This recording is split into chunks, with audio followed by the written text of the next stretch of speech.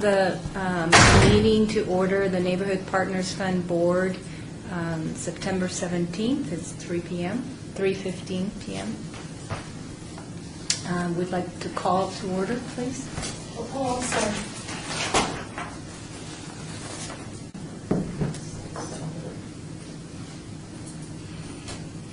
Okay, sorry. Come to order again.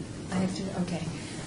I'd like to call this meeting to order, the Neighborhood Partners Fund Board, September 17th, and it's almost 3:18. I'd like you to call to order the, what is it? The roll call? The roll call, thank you. And I apologize if I mispronounce the names. Member Toussaint? Present. Member Reed? Here. Member Rampton? There. Member Klinger? Member Holmes? Present. Member Ortiz? Present. Member Sestero? Present. Member Ruggiero? Member Uralde? Member Powell? Member Paxton? Here. Member Reed? Here. Did you call Guerrero? Sorry, Member Guerrero. Okay, here. Okay. And we are in compliance with the open meeting law. All right, thank you. Public comment during this portion of the agenda must be limited to matters on the agenda for action. If you wish to be heard, give your name for the record. The amount of discussion as well as the amount of time any single speaker is allowed may be limited. I'd like to introduce board members and staff. I'm Maria Castillo Couch. I am the liaison to the Neighborhood Partners Board. And we have Alma Estrada downstairs right now guiding all of the presenters to the meeting. And let's see. I know, Greg, you've been with this board quite a bit, Member Toussaint. And Cherise, would you like to speak a little bit, introduce yourself? This is my first time representing Ward 2 in about years, and I'm very pleased to be part of this board. We welcome you. Yes, and we like you very much because you brought brownies. How about you, Member Green? Jerry Green. I've been around for a little while doing this. Enjoy it. I work in the city for a few years and everything. Just enjoy doing items like this. This is about your fourth year? I think about six. 6 years now? 6? Okay. Boy, time flies. How about you, Member Brown Sestero? Mike Brown Sestero. This is my 5th year, I believe, on the board. I'm a contractor in Las Vegas, and happy to be here, happy to serve on behalf of Ward 3. I'm Kimberly Reed, and I believe this is my 2nd year on this board, but I've been with Councilwoman Sharkanian in Ward 1 for 7+ years now. Renee Rampton. I'm happy to be able to serve on this board. I very much enjoy what I do and learning all the good things that you're doing. And I work around with Commissioner Sharkanian and Council 1. Good. Hi, I'm Tony Guerrero. This is my 3rd year. I used to work for the city, but now I'm taking it easy. And I represent Ward 4. And I'm just surprised that they appointed me again. Yeah. We didn't really tell them Oh, too you much didn't? about your Okay. last participation for Guerrero. How about, Felipe Ortiz, I'm brand new, representing Councilman Bob Kaufman and representing Ward 3 constituents. thank you. And I'm Michelle Thaxton, and I believe this is my 6th year, and I represent Councilman Ross.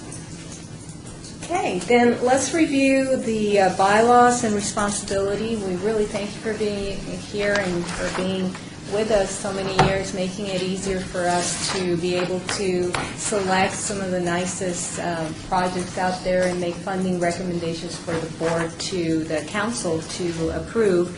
And if you look at your handout, you'll notice that Your role is to review and then rate, score, and actually make the recommendations. And so I know you had some training already with your new program, those of you that came to the training, and you found that there's some much easier way to score, and so we're ready for your participation. Please review this. I know we're just meeting for today, and then we'll also meet next Monday, and we should be finalized with that.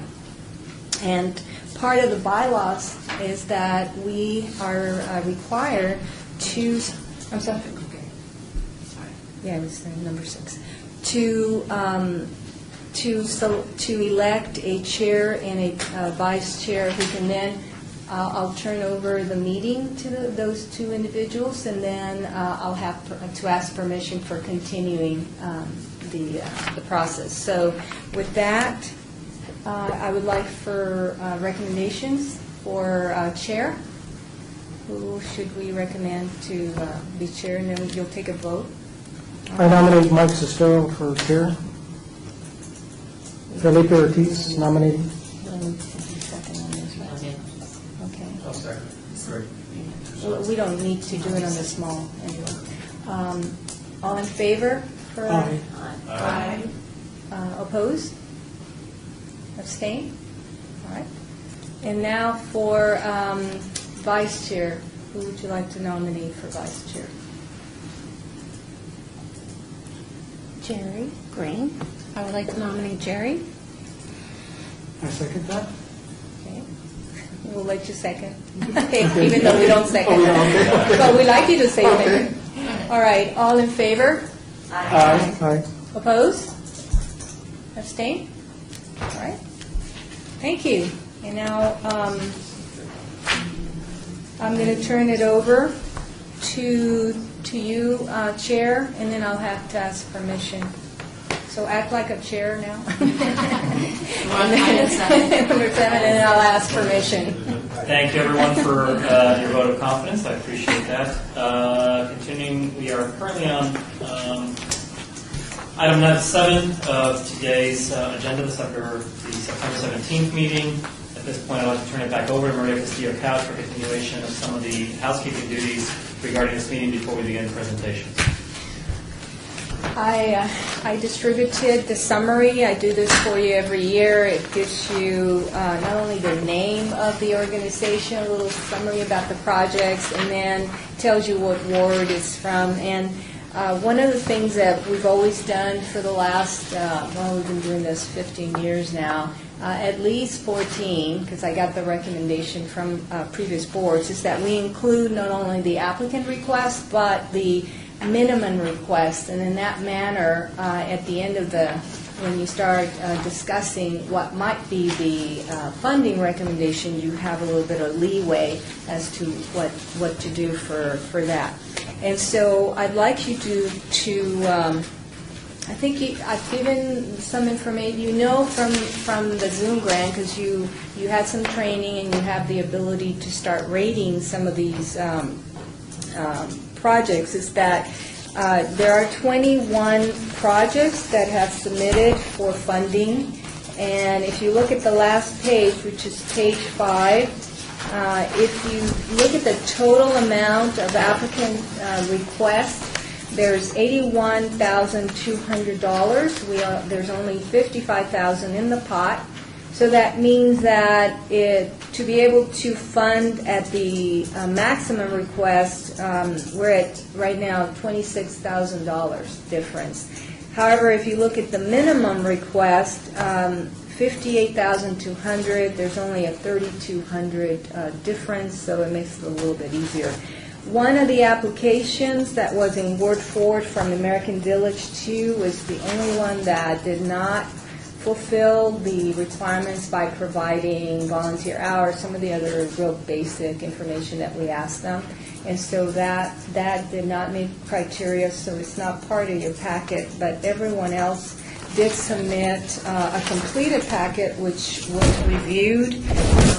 Anything that needed to be changed got changed prior to you being able to rate it. So in terms of your rating capability, if you you don't have the I don't have the rating sheet in front of me, but those of you that have gone into Student Grant, there's 10 questions, each worth 10 points. And so if we're still doing one of them is your presentation, that's worth 10 points. So I know that for next week, when we do the final on the 24th, it would work a lot better if everyone has entered the ratings. And we'll have a few moments after the final presentation to go into the laptops. I think we might have 4 or 5 laptops next week set up, which will work under Wi-Fi, and we'll be able to go in and rate them. So you'll be able to select from the 21 what if all of them should be funded, and if so, at what level. I don't know if you may have. Yes. In previous years, you've always had the minimum request supplied by the applicant, and this year we didn't have that. Is that correct? Well, actually, they weren't on the application, and the reason was it was our first time on Zoom Grant, and anyway, it was not on the application. I'm not trying to criticize, I'm trying to understand. How did we come up with these minimum requests? Did you just go through and kind of... No, I did not do it by myself. I did call everyone and got that So from... these are their numbers? Right. You probably heard from Susan, a lady called Susan, or from me, because we had to pull that together prior to doing this summary. But yeah, I did not pick these numbers at all. It was based on each of the applicants. And yes, next year it'll be part of that short application. Any other questions?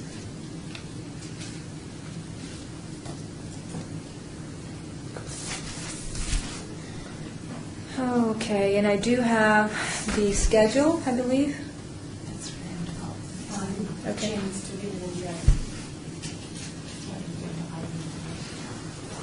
Right. So you're complete? On number 7, I am Number 7, complete. you're complete, okay.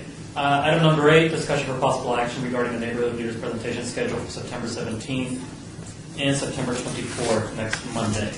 Okay, I'll report on that. This is Maria Castillo-Couch. You have a schedule, and we have asked all 21 applicants to come at different times. You have only 10 minutes. They'll do a presentation. If you have questions at all, it will be done within the 10 minutes. And so today, our last appointment is at 6. We might get it done a little bit faster. In other words, some of the presentations may be quicker than normal, than what they're allowed. So today will be probably going until 6:10, depending on how quickly we do it. And then on next Monday, we have it scheduled probably until about 5 or 5:10, at which time, as I mentioned, we'll go back. We'll allow you to go back and enter the last ratings if you need to. And then we'll be ready for the final discussion, funding recommendations. That completes my presentation. Great, thank you. At this time, I believe we're ready for item number 9. However, it is 3:31. And correct me if I'm wrong, staff, we can't start early because this is open meetings and we publish a certain time. No? Well, actually, I'm sorry.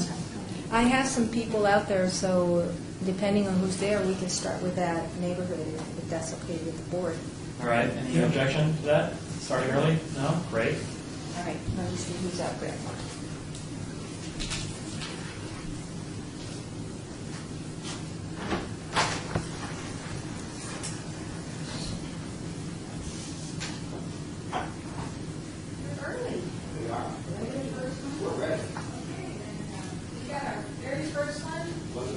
Yes, we're early. We're going to start. And these are my applicants from NARA, the North Pleasant Area RA.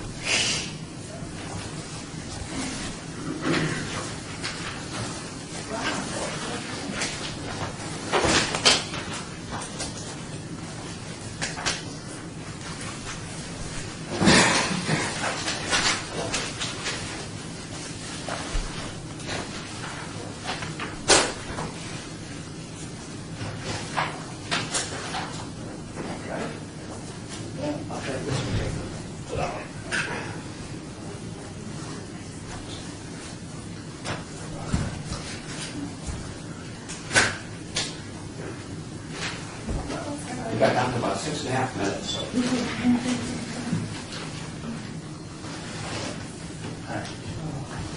You tell me when we can start. Whenever you're ready, go ahead and set up. I imagine you got a storyboard there of some sort? Well, you don't have teleprompter, do you? So we have to do it. No, I do have a timer though. Excellent. No problem. We started. We started. Okay. Is this your first time, or have you been here before? On time. First time? Okay, great. So about 10 minutes for your presentation, including if you think we might have some questions at the end, whatever the case may be. So you said you had it to about 6.5, 7 minutes. That'd be great. So we'd like you to be heard, so Lex, is it? Yes, ma'am. Lex, okay. Lamar. Lamar. Just make sure when you start, you introduce yourself by name and where you're from, and then go from there. You want us to sit down, stand up, or? Totally your choice. I think we prefer from an audio standpoint if you were sitting down. Be a little closer to the microphone.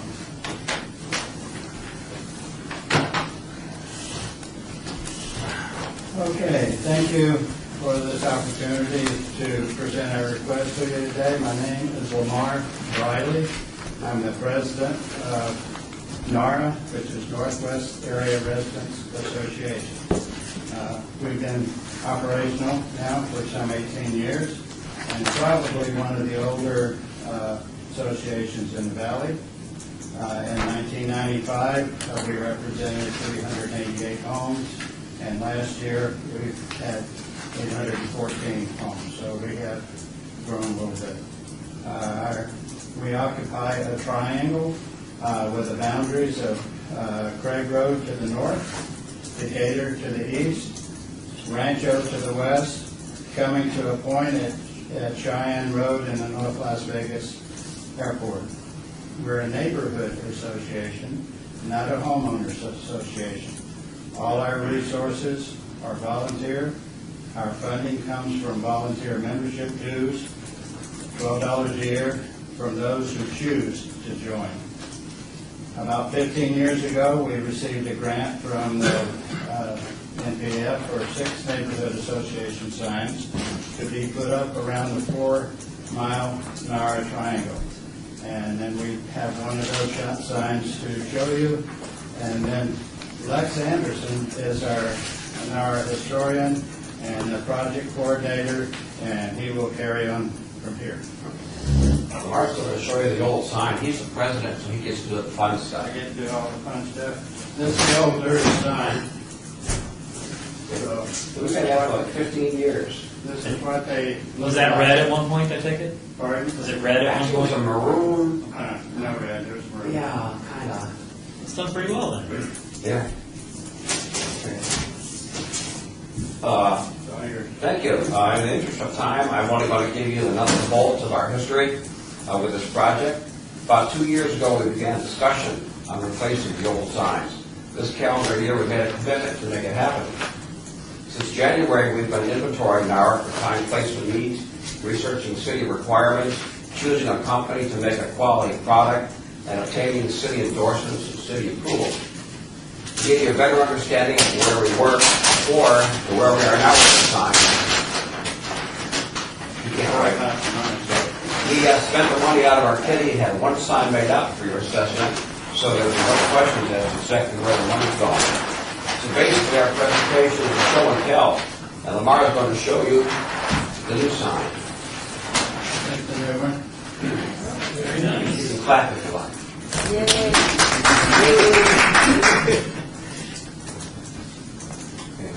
After making an inventory of the community, it was obvious that now we needed signs on major cross streets interior to NARA, as well as a 4-mile perimeter. We came up with a total of 17 signs. We began touching base with Mr. White and Mr. Rogers of Traffic Engineering, and they were terrific. We noticed that the North Las Vegas used their city logo on some of their signs, and to make a long story short, Traffic Engineering facilitated the City of Las Vegas logo on Ours for Us. They also advised us that our new sign was timely, and the color of the original sign was long out of compliance, and it needed a facelift. Technically, it was illegal. We ended up having National Signs make them up for us. They quoted us $185 per sign, and that included a $10 neighborhood association discount. We thought this was a lot of money for a piece of aluminum, with some paint on them, so we ran it by traffic engineering. They reinforced that it would have cost them $170 if they did it, and that was a good quote, and it was well within an acceptable price. Traffic engineering also said they would install the signs for us, and they also said they would coat them with a special film that protects them from graffiti. The folks at National Signs were exceptionally accommodating after they computer-generated the initial design from our cut-and-paste, old-school picture. We made half a dozen modifications to it over the months. They sat down at the computer and walked us through the process personally until they got it right to our satisfaction. So how is this going to benefit NARA, and why should the committee support our project? Number one, the signs will provide ongoing identification with the NARA Association as part of the community structure and a collective voice for community and city standards and culture. Number two, the signs will advertise the basic existence of our volunteer neighborhood association to residents and others passing through the community. Number three, the signs will be a medium to help solicit resident volunteers for opportunities to take involvement in community management and awareness at an organizational level. If any of you all are involved in volunteer organizations, you know, hard to get people to get involved in. Okay, again, we are not a homeowners association. We do not have a captive audience. Nothing forces residents to join the association, and we certainly don't have the authority to assess residents for funding. The signs, and fourth, lastly, the signs will reflect a professional association image. We love it. And especially with the addition of the city logo on it and identities there as part of the city of Las Vegas community at large, promoting values, standards set forth by city planning, city council, and the Las Vegas code enforcement. The original signs lasted some 15 years.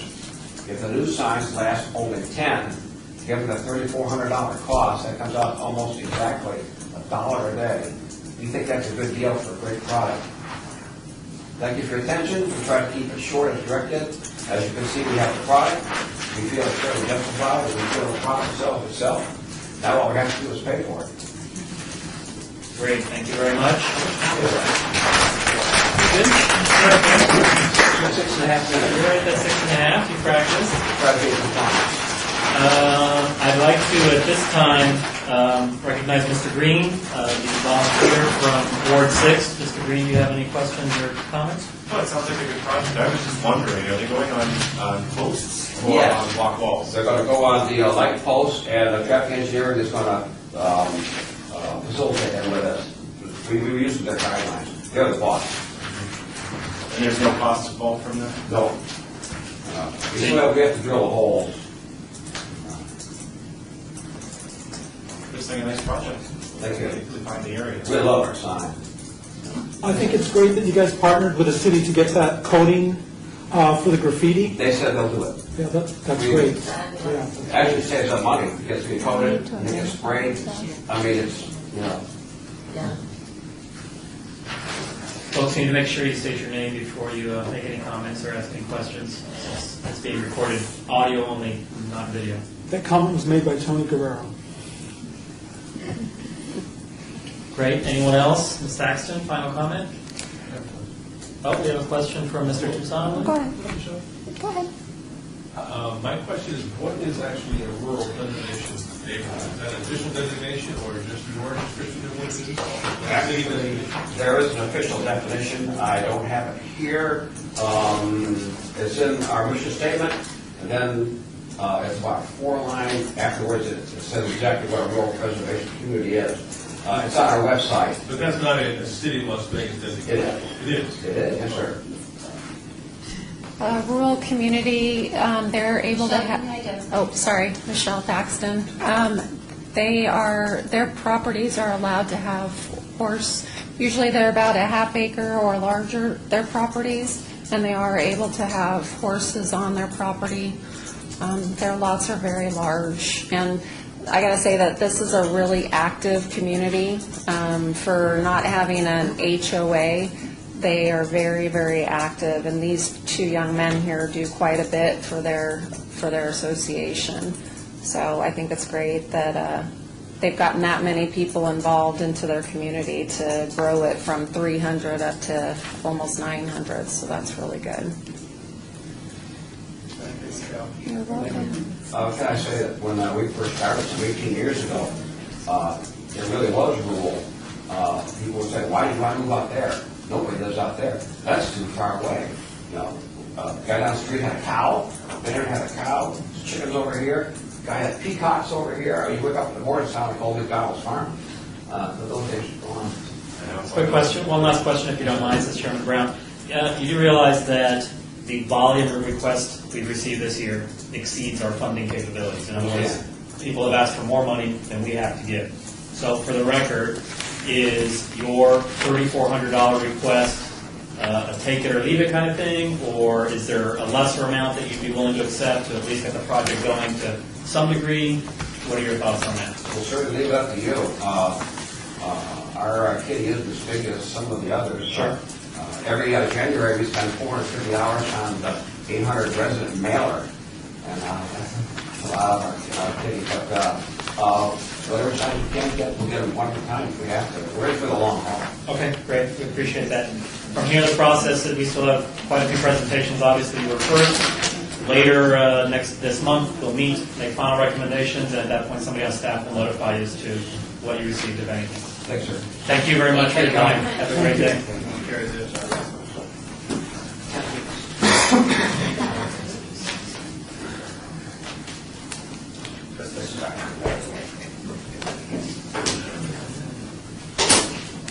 So for our next presentation, we have a group from Centennial Point HOA. It's 4:40, but they're here early. So if the chair would like to take them. Absolutely. The chair recognizes Centennial Point HOA. If you'd like to do your presentation, please come forward. Thank you so much for being early.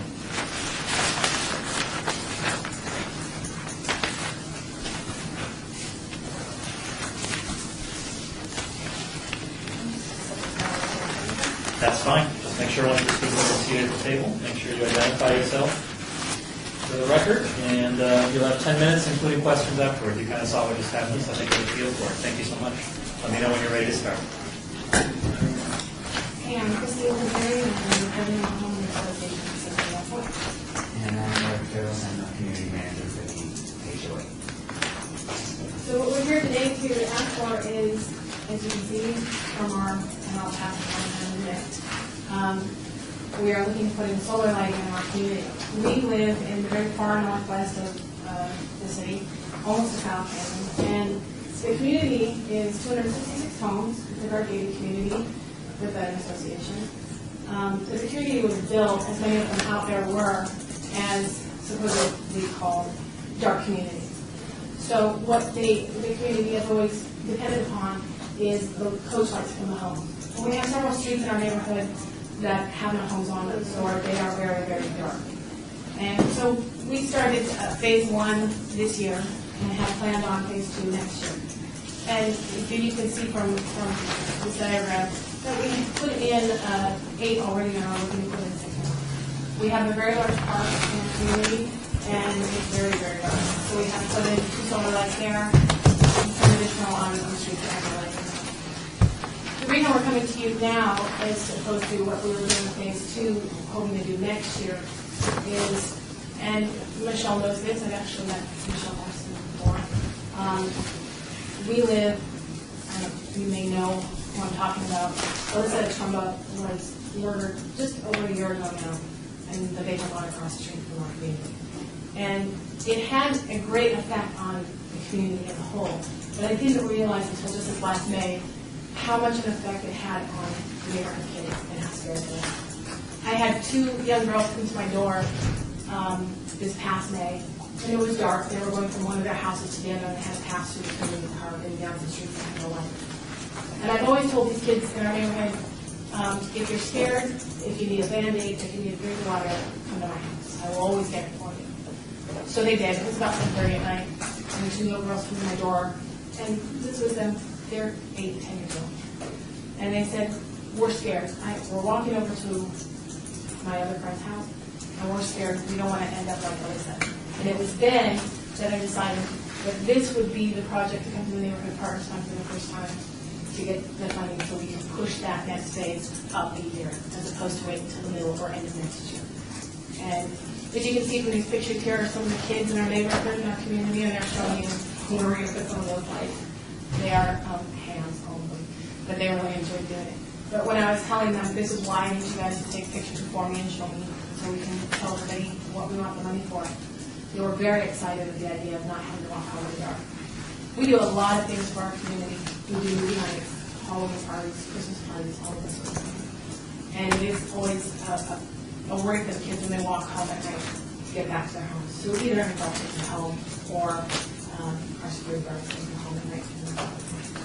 We are not a wealthy community, but we are also not a poor community. But we do work very hard to be diligent about every penny that we spend. That's why we had planned on this for next year, but the necessity came up that we'd like to do this soon. We're not other activities for the money. And I think the solar lights that we're putting in is a cost saving, but has also been very effective. In fact, during the thunderstorms, one of our hardwired lights went out, whereas the solar lights kept going. So it's actually really cost beneficial to us as well to use the solar lights. They're very well built. They're manufactured here in the U.S. They're actually manufactured here in Henderson, and they have a long shelf life, low maintenance, and low system to keep them up.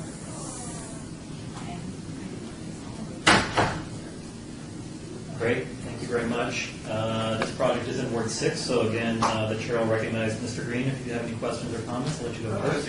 Honestly, not many comments. It looks like a great project to light it up. But then reading through the proposal, I was wondering, the cost seems very high for the, was there multiple bids or was it just? There was, yeah, because like I said, we've already put them in several areas. The cost is essentially the same as a hardwired light, and I can tell you that because at our back gate, we had no light there, and we almost had some kids run over late one night when they were riding their bikes there with their kids. So we had a light put back there, and it's a hardwired light, and it's the same cost. The difference is, of course, we're not paying the additional electricity. Moreover, in those portions of the community, we don't have the ability to pull in electrical. It would be a massive undertaking to pair up students and do that kind of thing. Otherwise, we'd have to tag in people's homes. That's all we're doing. So with the solar lights, they're independent, they're low cost, of course, for energy saving. So that comes from the sun. And so it's really worked out well for us. And they give off a good amount of light. I'm going to piggyback on that. We did get bids when we did original lights, like she was saying, at the gate. HOAs are required to get bids, so we got competitive bids. And the reason there's only one proposal in there is because we used the most competitive bid for the project. Rather than give you the high cost, we would go with the least expensive. So that's the proposal that you got.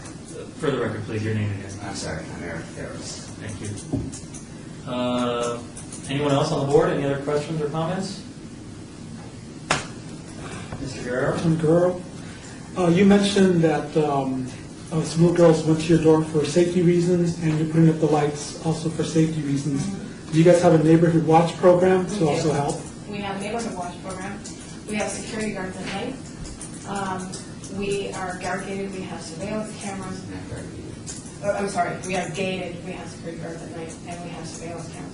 We work very, very hard at security in our community, so the kids feel safe, so the homeowners feel safe, so that this is probably our number one priority in our community. And I think aside from that, being able to have community activities brings the community together, makes it so that everybody knows each other, everybody participates with each other, which makes it even safer. So we do go at every aspect, not just lighting or stuff. Thank you. Mr. Chairman, I have a question. Mr. Ortiz? Felipe Ortiz, Mr. Chair, I have a question actually for our legal counsel. As this is a low-light community, do they have to change their covenant restrictions to install them? Are we paying for a project that will be disallowed in the future if one resident complains? Terry Patricello, legal counsel to the board. That's a good question. Is this in compliance with your CC&Rs? Eric Ferris, when she said it was a low-light community, I believe that you were referring to that there was not a lot of lights in the community. You weren't saying that it was a restricted low-light community. So the definitions aren't, the terminologies that we used may not have been perfectly correct. It's just a community with low lighting. It's not a low-light community. Well, First of all, Felipe Ortiz, it's a good project, and I like it, but, Mr. Chair, do you, Michelle, is it one of those restricted communities where they originally were designed to be low light? No, this isn't like the last one, rural preservation area. They do have lighting restrictions, but this is not one of those communities. Thank you, This Chairman. is just one of those communities that the builder did not end up putting in street lights and went with coach lights without solar, so. Thank you, Chair. Any other questions or comments from the board? Ms. Thaxton, any closing comments for Ward 6? What happened to Alyssa was obviously a tragedy, and just so you guys know, the area that it happened in is right over in this area right in here. So I understand the concerns of the residents, and Christine and her group have really done a great job with keeping the kids, you know, making sure that everyone knows one another and the community events that you guys do out there. So you're doing a wonderful thing. So. And any more lights that you can add out there, I think that's great. Great, thank you very much. For the record, I'll say it to all the applicants, the amount of requests we received exceeds our funding capability for this year. It generally does pretty much every year. So is the amount that you are asking for, the $5,000, is that your bare minimum, kind of take it or leave it number, or will you work with whatever the board allocates towards your project? Well, we would never take it or leave it. That would be counterproductive in the general park. We are most concerned about our community park. We have one additional group that is a pass-through for the kids, that is a total of 4 of those lights. As you suggested, they are not inexpensive, but if we can focus down, if we had to focus down, we would focus on the park first and foremost. So you have a plan in mind, though? Yes. Great, fabulous. Thank you so much. Well, let's not say that we planned to receive less, we don't want to get that wrong. However, we would be very happy with anything that you can help us with. Great, thank you so much. Thank you.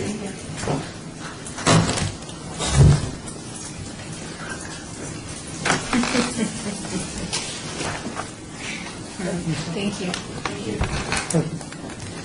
All right, our next presenter is from Timberlake, is Dottie Miller. Dottie, is your hubby going to be here too? Is he going to be with you? Ms. Miller.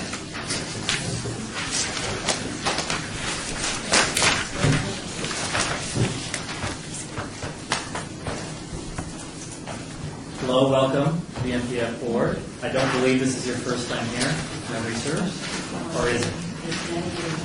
Many years. Okay, great. So you kind of know you got about 10 minutes, including questions and answers. If you have anything you want to pass out for us to look at, feel free to start that process. And I'll start this timer. You'll be able to see it, so you can gauge yourself. And once you're done with your presentation, we'll do questions if anyone has any. Okay.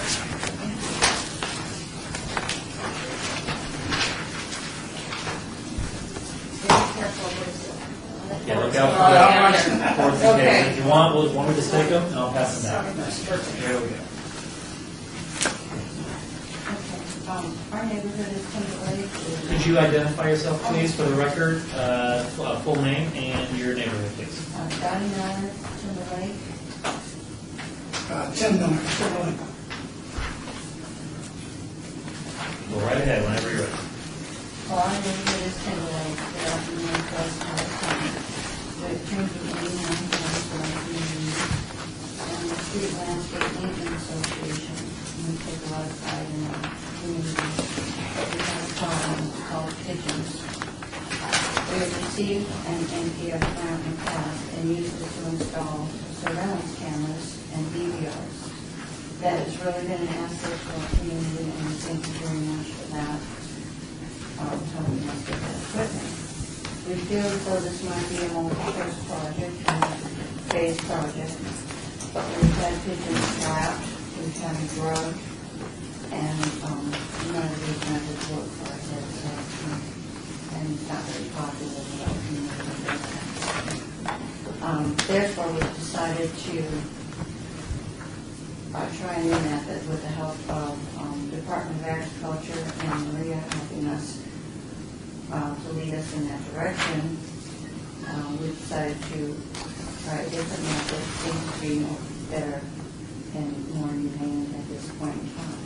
This method is fairly new and has documented successes. It's called Oval Control P. It is registered by the EPA and approved by all 50 states.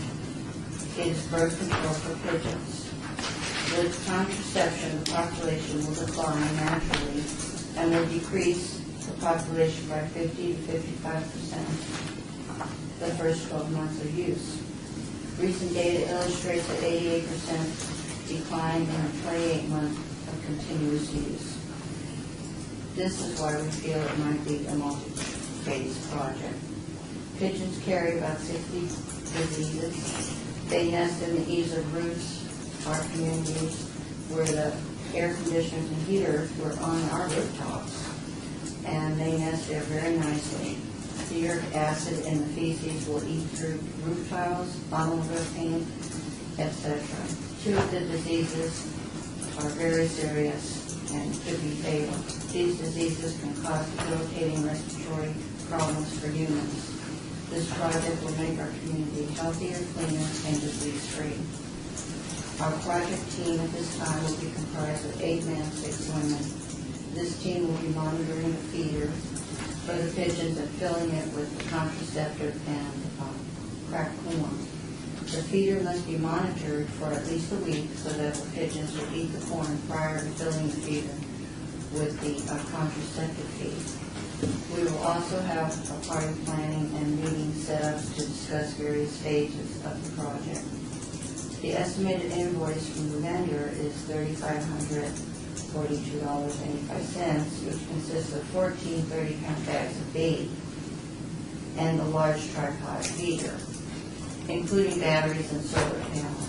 Our community has donated $1,000, which leaves approximately $2,600 for the grant request.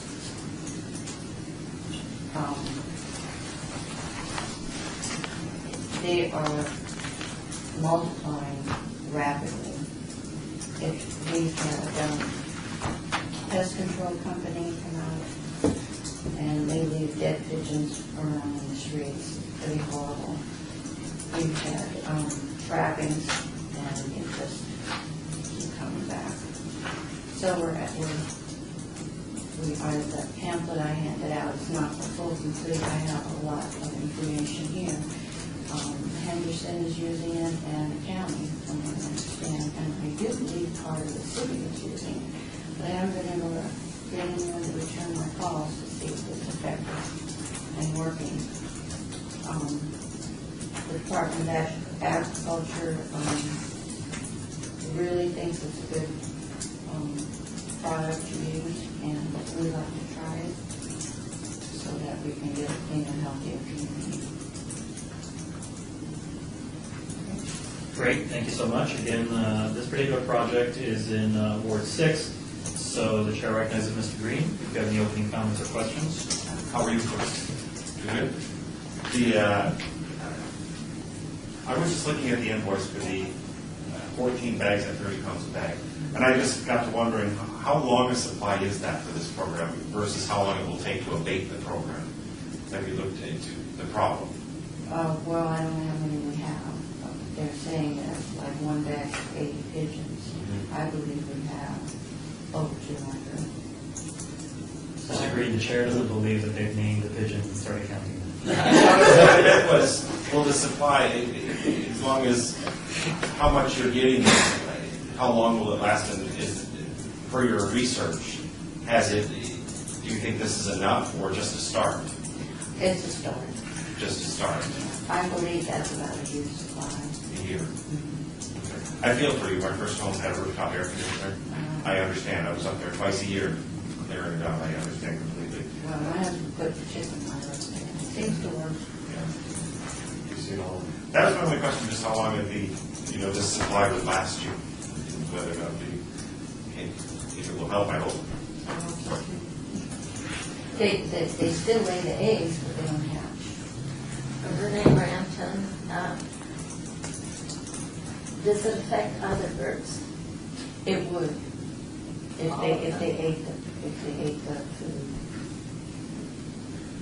The thing with the project, I'm So let me try and make it more of a better answer for you, or whatever I can do for you. The feeder is set in an area where 99% or maybe 100% of the birds, the pigeons, stay at. So the chances of getting an outside bird are, I mean, it's possible. But the obvious game is to get rid of the pigeons. And if one of the birds, like a crow or whatever, comes by, we can't control that situation. So, it is. In reading the pamphlets, though, it is reversible, though, basically, unless the stray bird in question here would continue eating it, or even if they did, other birds who didn't eat it, or once you stopped feeding for whatever reason, once your pigeon problem was under control and you just stopped putting the oval control key out, then little by little, all populations of all birds that may or may not have been eating it would come back, correct? Okay, great. Anyone else on the board? Any other questions? Sharice Holmes, Ward 2. How many feeders will you have? We're only going to have one.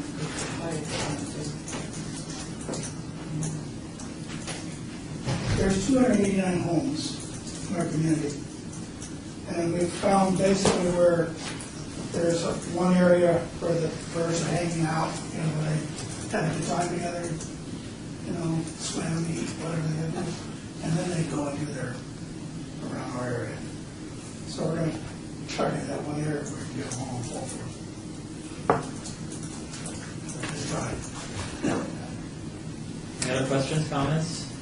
Michelle Thaxton, is that someone's house that you're going to be putting it at, in a park? Like, where is it going to be set up? Well, we do have one particular home that has a lot coming in, and we are contemplating putting it there or one of our common areas, because they go there too. Okay. And that homeowner is okay with it being on their property? Yes. Okay. And are you putting it up on the roof or in the grass, or? No, it'll be down below because it has to be monitored daily. Okay, okay. And then,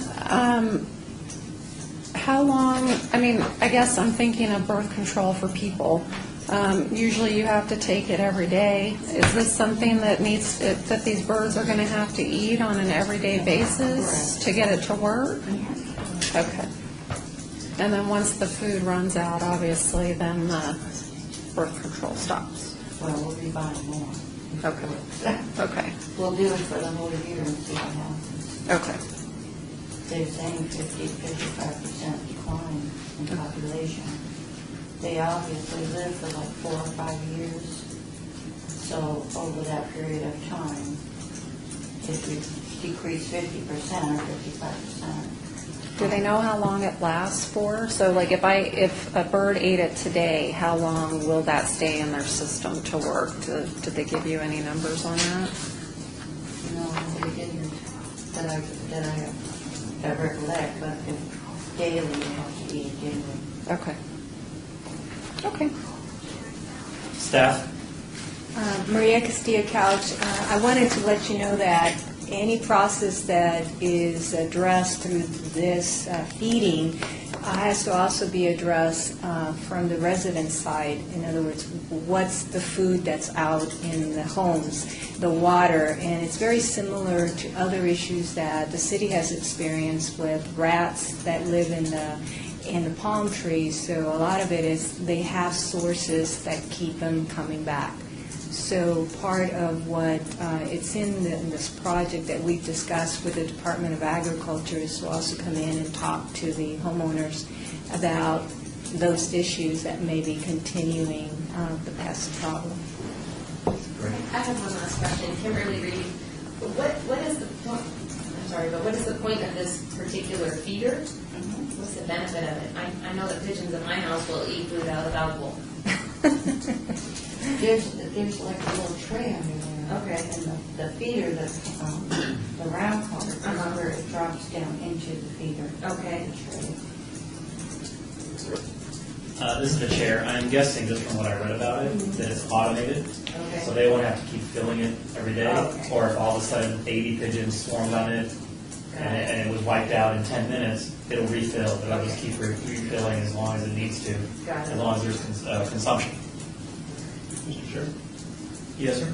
Greg Tucson. The question I have is, to what extent is this a health risk to the residents, children and so forth, like you're playing, falls on the ground, dogs eat it, and so forth? It's harmless. Harmless to humans, harmless to dogs, and around. Renee Granson, just as a point of interest, in Turkey, they try to attract them to Cappadocia. And Cappadocia is in the center of Turkey, and they like to have them come there and get all their droppings down, and it fertilizes, and they grow wonderful grapes in that area. It's the only place I know that wants pigeons. Anyone else? Mr. Ortiz? Mr. Chairman, not to belabor the issue, if I can ask a question of our legal counsel, sorry, I'm going to test your skills today. Legal counsel, is there unintended consequences? Would they be violating any city ordinance? Should a duck feed in there and, or another exotic bird or preserved bird that you can think of? I know I'm asking you a city ordinance on animal control. Terry Ponticello, Deputy City Attorney. I can't right off, without doing further research, to determine whether there's a violation of some type of code or regulation out there. I'm just really relying on the representative from the association saying that it's harmless. It's a harmless substance.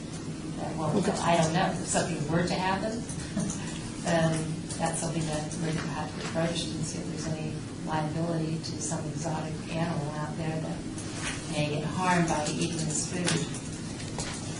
And the reason for the question, Felipe Ortiz, is because the city is the city, and then of course you have BLM and you have Fish and Wildlife and you have every other agency that, will put a dog in the fight, weigh in on if there's an issue. That's why I don't want to be in a position to vote for money and then you come back to us and say, well, wait a minute, the city gave us permission and now there's an issue. I don't think there is, but I'm not the attorney. Well, Henderson is using that.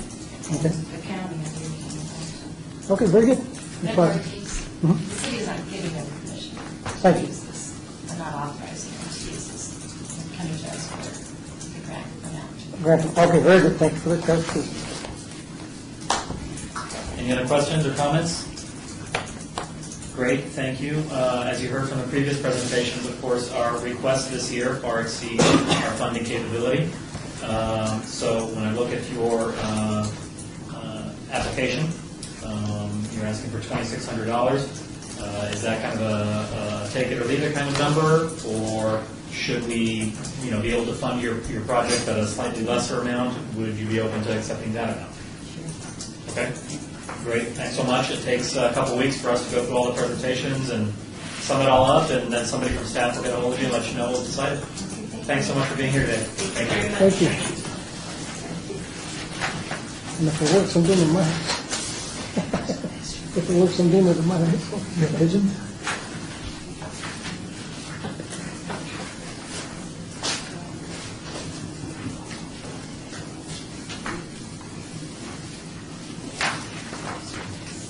All right, I'd like to introduce the team that came from Bonanza Village. It's Christine Fields, and I'm afraid I don't have the gentleman's name. John Ray. Great, thanks so much. Swayze Fields, I'm the president of the Neighborhood Association of Bonanza Village. Mr. Chairman, if I can use the picture. Absolutely. Why don't you just go ahead and do it for Ms. Saxton? She'll start at that end. Is this your first time, or have you been here before? We've been here before. Great. So you got about 10 minutes, including Yes, questions and answers. So whenever you're ready, go ahead and start. There we go. So Yes. you can both state your names, please, for the record. Yes, my name is Swayze Fields. I am the president of the Neighborhood Association of Bonanza Village. John Ray, R-E-Y. I'm a resident and member of large of the village. Thank you so much. The Bonanza Village is one of the oldest neighborhoods in Old West Las Vegas in the 89106 area. We were established back in 1946. We actually had an old stagecoach stop in the middle of our neighborhood, and it's still there.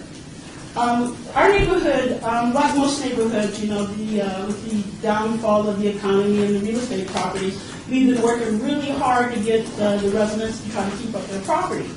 And one of the things that we discovered when we had a neighborhood cleanup last November was our entryway is really in bad shape. So as an organization, we thought maybe we should try to set some standards and try to keep our entryway done. So this project really involves an enhancement or beautification of the entryway into the Bonanza Village neighborhood. We feel like this could be accomplished by as I pass around the pictures, you'll see we have rocks in the entryway, but it's in, a lot of the covering underneath the rocks is starting to come up, and some of the plants are dying. And basically, that's what my grant was. The $1,000 grant was for rocks, plants, and then just a little bit of administration cost of the mail-outs. We have about 150 residents in our neighborhood. Each property is over a half acre large, so we have this, we pretty much do a lot of the mail-outs. We discussed this at 2 meetings, and everybody was overwhelmingly encouraging us and voted for it. So we do have the support of the neighborhood. We have probably 40 or 50 neighbors who are willing to go out and do the labor. Our grant did not include labor costs because the estimate that I got for the rocks said it would be double if they actually did the labor of spreading the rocks. So in talking to the neighborhood, we thought we could do the labor if we could just get really the money for the rocks, and obviously the plants. So the residents all have agreed to contribute. We'll have a couple days scheduled once we can get verification that we might get something, and we'll get together and do it. We'll do, a lot of neighbors will contribute water and refreshments and that kind of thing. The benefits basically is in upgrading our neighborhood is to help establish some pride in the neighborhood, and we figure as people drive in, they'll feel good about that, and it might encourage them to feel good about their neighborhood. We don't have a formal HOA, homeowners association, it's not established, so what we have as a neighborhood association is volunteer. We can't assess dues, so the money that we get, is just whatever is donated by the residents in the neighborhood. We did go out and I tried, because our neighborhood partners are Ahern, and then the rock company is actually on Bonanza that's going to donate rocks. I did talk to them for a long time trying to get them to donate the rocks, but economically they're having a hard time right now, so they kind of zeroed out on all of the contributions that they can make, and Ahern is going through some financial difficulties too right now. So we really, because normally they would help us a little bit in the neighborhood because we all work together. But this particular time, we're kind of on our own, and we figure whatever we can get out of that $1,000, that we've requested would go a long way towards us getting it done. So that's basically it. I passed on the pictures to kind of show some of the conditions that we're dealing with, but that's really what it's about. We work really hard. We do neighborhood cleanups, and we do the best we can in our neighborhood based on the circumstances that we have, and we are really asking for your support in this. I know Ito's not here representing my ward, but I'm sure you guys will. That's fine, and she doesn't need to be here. We know what she would say. She's a strong advocate for all members of her ward. But since Ward 5 is not represented today, I will open up any questions or comments. Anyone from the board? Mr. Guerrero? Tony Guerrero. On your application, you'll be getting $149 from the water district. Is that for water savings or? Well, we kind of tried to see what the total cost is in maintaining the entryway. So we do have to pay a water bill. We paid, $15 to $18 a month for the bubblers, So, as our budget gets low, sometimes we cut it down, and, as a consequence, we've lost a few plants because we probably can't afford to water as much. But we figure if we can, we can get it beautified, we're going to work hard to try to make sure we're getting the amount of water we need in the bubblers to keep everything going good. Also, $55.36 for postcards. Are these for the residents? Yeah, we do mail outs. I think that's a sample. Yeah, I send mail outs in what the agenda is for the meeting and what's going on and what's scheduled for us. So it's usually about 150 of them, and I think the postcards have gone up to 32 cents now per. And so the administrative work of printing these and stamps and that kind of thing is what I estimated in that. Thank you. Anyone else? Jerry Green works. It's just a quick question. The pictures, it's just the center island, correct? Well, left or the right? Yeah, well, we all of that represents Bonanza Village, and Mr. Ray is the project manager, and he was saying, Swayze, we could do well to spread a little bit of rocks on the two sides too, and so that's something that we're considering because and he can tell you what he thinks about that. No, it's an easier, labor-wise, it's easier to put some on both sides. And the impression, too, is what we're trying to create is the impression to all the neighbors, 150-odd people in the neighborhood, that something's happening, that they can also, hopefully do something to their own homes and bring up a whole neighborhood. So I think a little red rock on both sides will just give that impression. Everybody driving in, everyone's driving out, they're going to see something happen. And then again, we're donating the labor, so we're actually getting bigger bang for the buck. If you can help us with the material, we're donating just as much of that in labor. So That sounds like a very good project, and I agree, start it somewhere. Your name again for the record, please. It's John Ray, R-A-Y. Thank you. Anyone else on the board? Any other questions or comments? Renee Rampton, will you have a deep enough bed there to keep those plants alive when you water them? I'm wondering if you need to make sure you have enough soil on top so that they'll keep them. Well, I'm hoping we will. We do have a gardener in our neighborhood that's going to give us an assessment before we really get started to tell us, what we can do with the plants that are good and to make sure they last and exactly how much water we'll need to do. So that's our goal is to whatever we do, it's going to be long-term, that they'll last. So. That's an easy fix, just dig out down below. Anyone else? Great, thanks, folks. So you've been here before, I believe? Yes. Okay, so you understand that every year our requests far exceed our funding capabilities. Did I really explain that? Yeah, it's the same this year.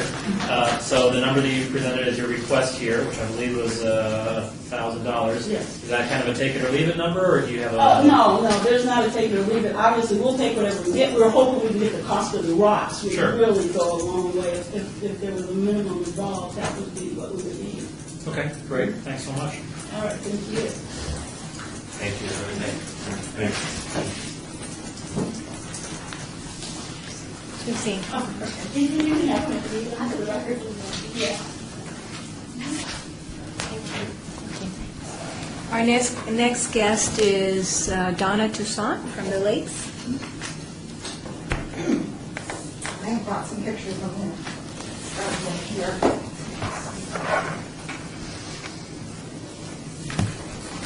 All right, Donna, I know you've been here before, so have a seat. You started the pictures around. Great. You're going to need to make sure you speak up nice and loud. We are recording these now. For the record, your name and neighborhood, please. My name is Donna Toussaint. I'm representing the Lakes. And our project started right after 9/11. Like many families, we lost somebody on 9/11. We decided we needed to bring our community together. We just didn't know what to do. We just didn't. So what we did was we decided that we would have a little festival and just something happy to bring the community together. And about 600 people showed up. It scared the what out of us, and oh my gosh. Well, last year, we had over 10,000 people. This is a free event. Right now, in this economy, it's very difficult to be able to take a family of 2, 3, 4, any place for free. Where we live, we don't have any gyms or any city services that we can use.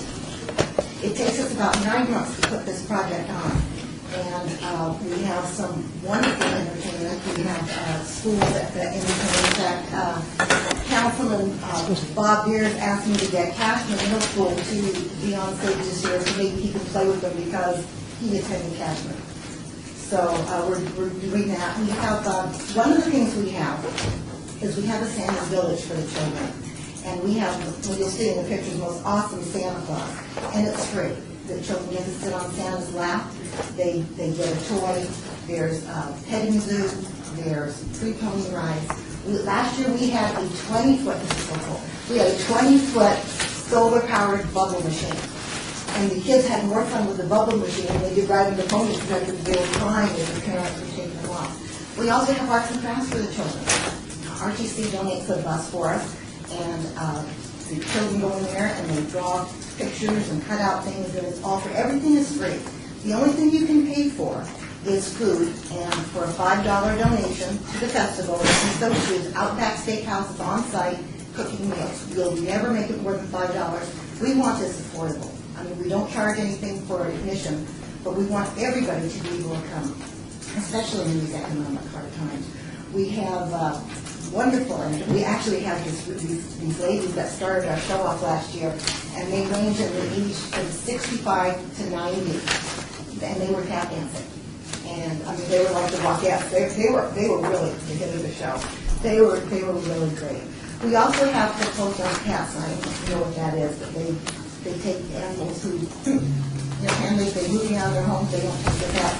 We adopted out 6 pets last year, and we collect a lot of food and products for them. A lot of times, someone will have a dog, and they can't have the dog anymore, they can't return the food, so we were collecting food. We had, this year we're having Safe Nest, and they're going to be out there.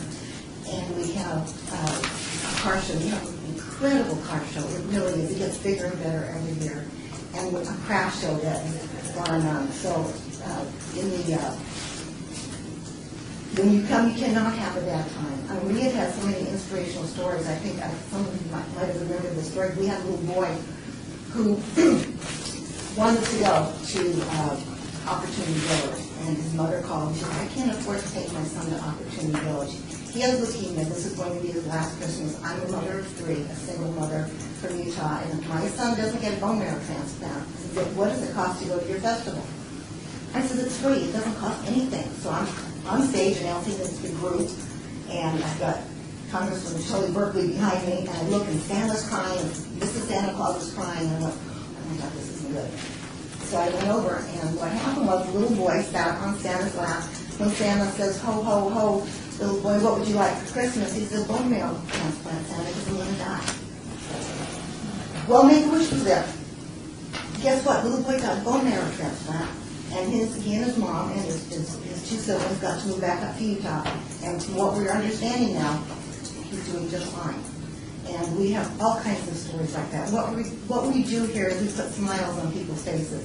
We have anywhere from 85 to 115 volunteers who work on this project off and on for 9 months out of the year, and they do it out of labor of love.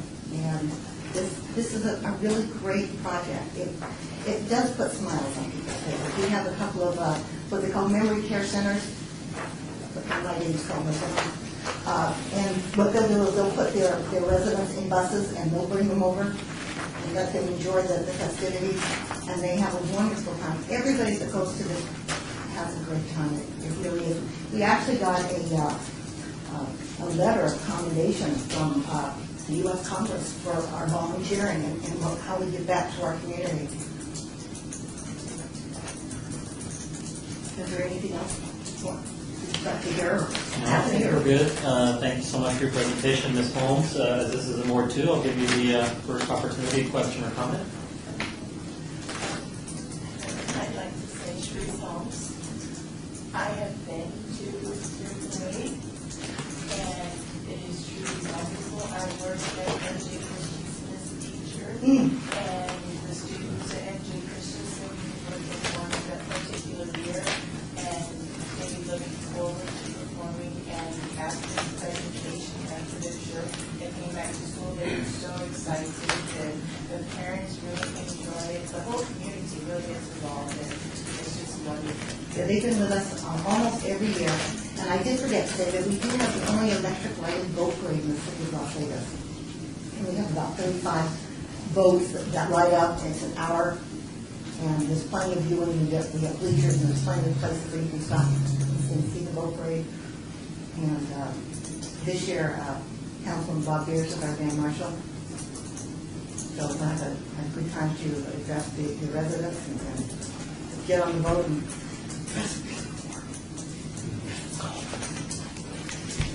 Anyone else? Questions, comments? Mr. Chairman, Felipe Ortiz. Good afternoon. Very nice, beautiful event you're doing. I see here one of your receipts that you do banners. Do you reuse the banners? Yes, we do. So you've already paid for the banners, you're not going to get... Well, what we do is we have the big banners, and then the date at the bottom comes off, and we have to have the little banner at the bottom to change the date. Okay. Thank you. That's the only question I have. Tony Guerrero. I Anyone have a else? question, Tony Guerrero. Guerrero? On your application, you said you spent $2,500 for trophies. What kind of trophies? In conjunction with everybody who participates, whether they decorate their home, or they decorate their boat, or they are a volunteer, everybody gets something. People love to be rewarded, they really do, and we are so thankful that they're out there helping us. So what we do is, if you get, it's also a house decorating contest, I don't know what there's too. And so if you decorate your house, you're going to get a trophy.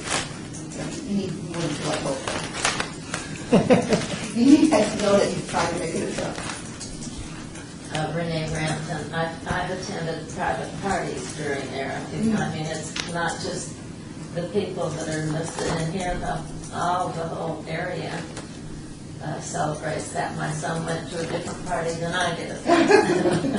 It is a nice party. It's really, really nice. I'm usually too tired to go to a party. Anyone else? Great, thank you so much for your presentation. I know you've been here before, so you know that every year we get asked for more money than we have to give. So for the record, the number that, the amount of money you're requesting, is that a take it or leave it number, or you'll work with whatever the board is able to afford? Okay, great. Thank you so much. Takes a couple of weeks for all the presentations, and then somebody from staff will be getting a hold of you. Thank you. Thank you very much, I really appreciate it. And your videos are over there. Oh, okay, thank you. Also, for the record, staff member Ruggiero joined us prior to this presentation, has been in the room since.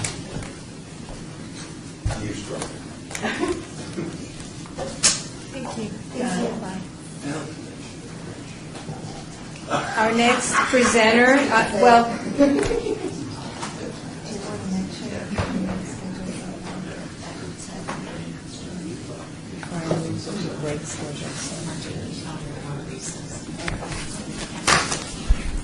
Chair, Where we at? well, we're at the point where you can have a recess. Did you want to have a recess, or did you want me to continue, sir? Okay, board, we're at 4:30, we're running about 30 minutes ahead of time. Normally, at this point in the presentation, we would be having a break. We can take the break, or we can continue. I know that we continue. Continue? Anybody need a break right now, even a 5-minute one? Anyone? Staff? I just wanted to say that Member Holmes brought some goodies in I the saw back. something chocolatey in the And back. you might want to get up and take a look before we Before you continue. decide whether or not you're gonna take a And break. we can continue. We have 2 guests here, or 2 of the presenters already, but it's up to you. And there's some coffee and water in the back. So, move on or take a break? Okay, I think we're going to go ahead and continue that. Being that, we have Nancy Stone from Cascade HOA. Good afternoon, members of the MP committee. Thank you for having me today. I have some handouts here to look at.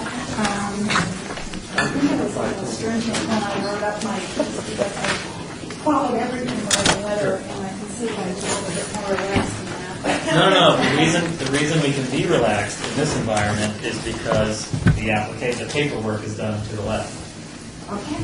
So, That's right. you be yourself. Is this your first time? It is. Okay, great. It's my first time, but it's not the first time for Cascade HOA. So you've seen a couple now. You got about 10 minutes, Right. including question time. So just do your presentation. Did you have any handouts or anything? I do, They're and they're coming around. passed along. Perfect. So you're ahead of me. And those are, we're asking for 5 additional lights. and Okay, let me do this real quick. Go ahead. If you're ready to start, state your name and your neighborhood for the record. My name is Nancy Stone, S-T-O-N-E, and my neighborhood is Cascade HOA. Thank you so much. You're welcome. So, what I have passed out to you is a picture of our Park 2 and the lights that were installed thanks to you last year. And the yellow lights are the ones that we would like to have installed this year to complete the project.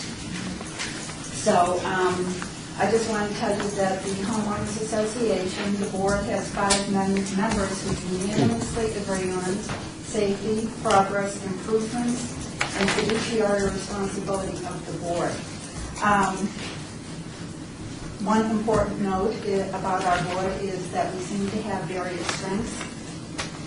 So we seem to be well-rounded. That doesn't always happen. Doesn't mean we always agree, but that doesn't seem to always happen. Our park was built in each one of our 3 phases. However, for some reason or oversight, there were no lights installed in Park 2, the last of the phases. And like I said last year, the Neighborhood Partners Fund provided us with the money to install 3 lights and the wiring for more lights to be installed. So now this year, we're here to complete the lighting of Park 2. By installing the remaining lights, all areas of the park will be completely visible, including the walkways, providing a safer environment and allowing the park to be used comfortably after dark. I'm the project leader, and I've gotten full support from our board. We have had workshops.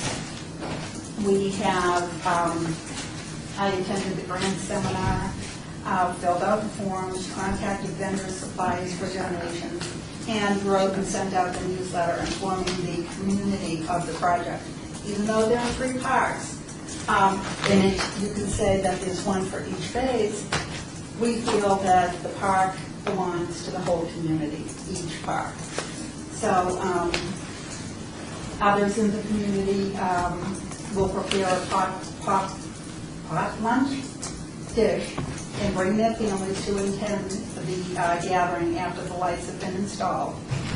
We have 2 other board members who have committed to overseeing the installation of the lights, and they will stagger their time with one of them trying to be in the park during the installation to answer any questions either from the vendor or from people in the community, and to be sure that all is going as planned. The funding amount is of $4,000 is for the purchase and installation of the 5 new lights. The lights will be 8-foot steel post-style lamps like the 3 that are there now. They'll be using super efficient LED lighting. The purchase cost for the average lamp will be about $6 per year for 12 hours per daily usage for a big saving to the community. So just one note in conclusion of the presentation. We're not a gated community. We don't have swimming pools, nor do we have a clubhouse. We are a simple community that tries to improve while keeping our assessments as low as possible, especially during this economic climate. And one note of personal privilege, I would like to say a special thank you to Dr. Maria Castillo-Cowdy for her seminar and her help during the entire process. I'm finished. See, it wasn't that hard. I'll get better as I keep practicing and keep coming back. No, well, I think at least for this particular presentation, other than some questions, you might be done. But this is in Ward 6, so the chair will recognize Mr. Green. Give him the first opportunity, question or comment. How are you? I'm okay, thanks. Well, it just sounds like a good project, and what I really like is I see that there's a lot of community involvement. I'm related with a lot of different people involved, that's good. The park had no lights to start? None. None. Did anybody attempt to go back to the builder and say, ask what happened, or has it been too many years? I think that it probably has been too many years, and I think that what had happened was it wasn't a priority at one point. But and we also have another park that doesn't have a shade structure. And that doesn't have a shade structure, and we didn't know a shade structure for that. But yeah, this is before me. So. Well, it sounds like a good project, didn't it? Thank you. Anyone else on the board? Questions or comments? Kimberly Reed, I do remember this from last year, and I think it was nice that you guys were going back to finish the job, so thank you. Thank you. Mr. Toussaint? Thank you. So, did you say you did this last year? I think, wasn't there some sort of celebration planned after? Yes, and we're planning that as well. How did that go? Oh, it went so well. And we had a neighborhood watch. I think through Rob Levan's office, we had someone from the neighborhood watch come and speak there. And we got quite a few people to sign up for neighborhood watch in all 3 phases. It went very, very well, and we expect it to be stronger this year. that money, kind of like projects that involve people, not just on the project, but as a result of the project, they get involved. Right, and we believe in that as well. Anyone else on the board, questions or comments? Ms. Thaxton, on behalf of Ward 6? You guys have been doing a great job through the years. I know you guys have done many projects, so I'm glad, again, like Kimberly stated earlier, that you're continuing with this project because it is much needed. Thank you, we feel so too. Thank you. Great, thank you so much. Now, quick question for the record, and you've heard a couple presentations before, so you've probably heard me ask this question before. Every year when we have this fund, we have X amount of dollars to give, and we always have requests that total X plus half X or 2/3 X is about the norm. Is your $4,000 request, is that kind of a take it or leave it number, or will you work with whatever the board can afford to grant you? No, and our feeling is that we would like everybody to get a piece of the pie. But our feeling is, again, yes, we will take whatever you'd like to give us, but we are a simple community that doesn't spend a lot of money on other things. So if you could just keep that in mind, I'd appreciate it. No worries, thank you so much. Thank you. The process takes about 2 weeks for us to get through everybody's presentations. We meet, we deliberate, we make recommendations. Somebody on staff will contact you probably end of the month, early next month. Thank you so much. Thanks so much, have a great evening. Thank you.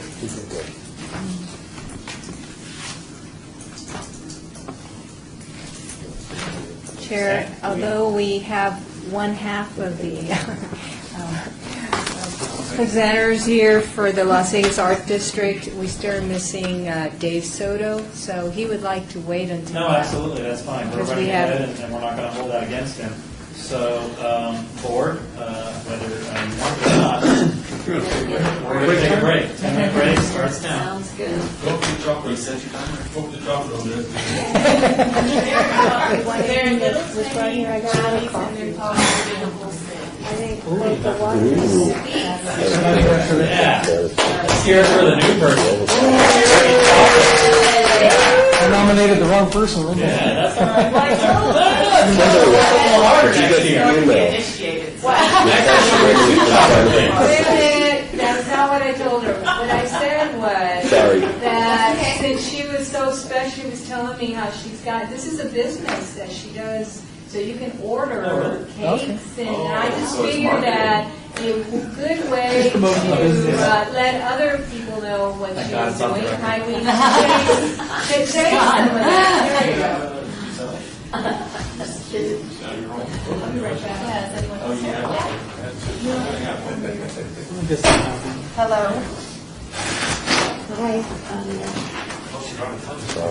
Of course.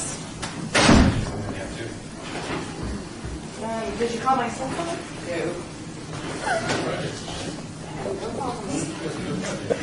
Did you stop? How's Anthony Jr. doing? He's doing well. How you doing, Yeah, good. How you doing? Good to see you too. You have any pictures of him?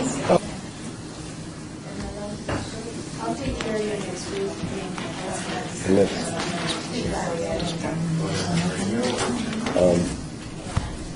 That's what happens when they... All right, everyone, we're going to call the meeting back to order, please. This is the September 17th meeting of the Neighborhood Partners Fund of the City of Las Vegas. We do have some presenters. For the record, Michelle Faxton, representing Ward 6, has left the meeting. We still have 9 members in attendance. Staff, do we have anyone ready to present? We have someone representing the Cultural Corridor Coalition, and it's Pam Thomas, not Marilyn. Okay, great. And then your name? I'm Siri Sell. All right. So Great. you can both Come on up, folks, and come. You can just put it you can put it wherever you want, but you might want to turn it over first. He's a comedian. Is this your first time, or have you been here before? I've been here. Okay, so you know you got about 10 minutes? Yes. Including questions and answers at the end. We're doing something a little bit differently this year. We are recording these meetings, so you're going to want to state your name, both of you, and your neighborhood affiliation for the record. Go ahead and then begin. My name is Pam Thomas, and I'm the Cultural Corridor Coalition Secretary. I'm with the Las Vegas Natural History Museum. And I'm Cerise Hill, and I'm the president of the Cultural Corridor. We're here to represent the Corridor Coalition in its application for the 2012-2013 NPF grant. The Cultural Corridor is a neighborhood collaboration of businesses, members including the Mob Museum, and other cultural institutions located along Las Vegas Boulevard. These organizations have banded together to provide awareness of the cultural resources in our neighborhood and to promote it as a family-friendly destination. The Cultural Corridor has received NPF grant funds previously and currently seeks funding to support our annual event, the December to Remember. Now in its 7th year, a December to Remember has become a community tradition. Ethnic and religious groups look forward to sharing their traditions with the entire community. This event explores and celebrates holiday traditions from around the world using familiar objects and common practices to depict cultural and religious traditions. By sharing our similarities and differences, the Cultural Corridor hopes to bring our community closer together. As a group, the Cultural Corridor Coalition feels the cultural theme of a December Remember is the best way to reach the widest audience.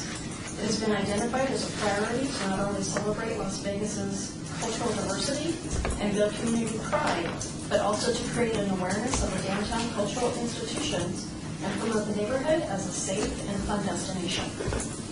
The coalition partners with local ethnic and religious organizations, the City of Las Vegas, and other community-minded businesses for this event. The project team consists of staff and volunteers from the participating Cultural Corridor Coalition member institutions to provide administrative support and participate through donations of goods and space. The corridor reaches out to community, ethnic, and religious groups to organize, present, and promote this community celebration of diversity. Last year, the corridor used the funds from the NPF grant to subsidize visitors' admission to the Cultural Corridor's institutions for free or reduced admission day. In an effort to include all of the institutions in the event equally, it has been decided that the funds would be used to promote the neighborhood in order to benefit all of the organizations. A $5,000 grant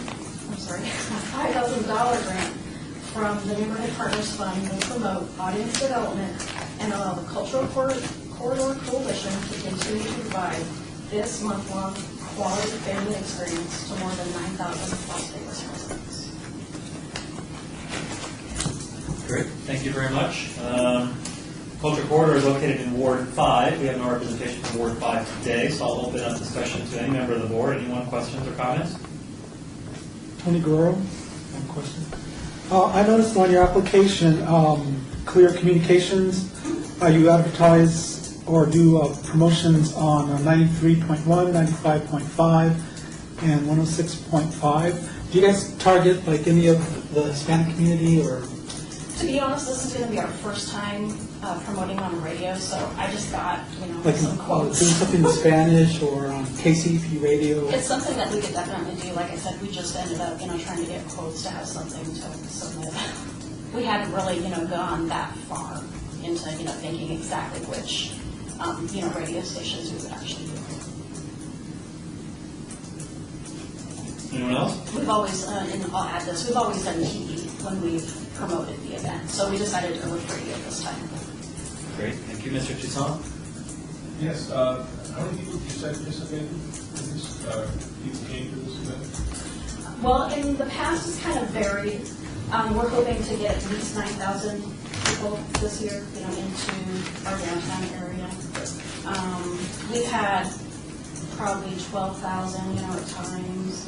It just kind of depends on, What period of time is this event? It's usually a month, so it starts the weekend of Thanksgiving and then goes through the first weekend in January. Renee Granton. I want to tell you I'm a big fan of yours. I took my granddaughter. I joined the grandparent thing, and it's $45, and then you can go for the whole rest of the year. And you can get into New York museums with that and other museums across the country. So I'm a big fan of my little granddaughter. The first time we went to the Natural History Museum, and then she wanted to go the next week. She said, I have to see Egypt, and so it's wonderful. Anyone else? Okay, great. So that was relatively painless, right? I will ask for the record, you do, I know you've been here before, so you kind of know the drill. Every year we get asked for more money than we have to give. So is your request for $5,000, is that kind of a take it or leave it number, or are you willing to work with whatever the board is able to afford to grant? willing to work. Great, thanks so much. Takes us about another 2 weeks to get through all the presentations, do our deliberating, vote, et cetera, so on. Sometime late this month, early next month, you should be here from staff. Thank you so much. Thank you, everyone. Thank you. Thank you. Staff, do we have anyone else ready? Yes, we do. Here, I give you a copy. All right, thank you. All right, we have, and I always mispronounce your name, It's okay. and sometimes Everyone misspell it too. Kevin. Kevin Schleicher. What's, Like, I was gonna say, what's so hard about Kevin? It's the other part, and it has to do with the Spanish. I can't say that. Schleicher. Schleicher. There we go. All right, Mr. Schleicher, welcome. This is the Neighborhood Partners Fund Board. Is this your first time or have you been here before? No, I have been here before. Okay, great. A little something different we're doing this year. We're recording all of these meetings. So if you would please begin your presentation by stating your full name and your neighborhood affiliation. My name is Kevin Schleicher, and I represent the Buena Vista HOA. Buena Vista is a complex of quad homes. There's actually 208 homes located near Lake Mead in Buffalo. We border on Pueblo Park. That's to our north.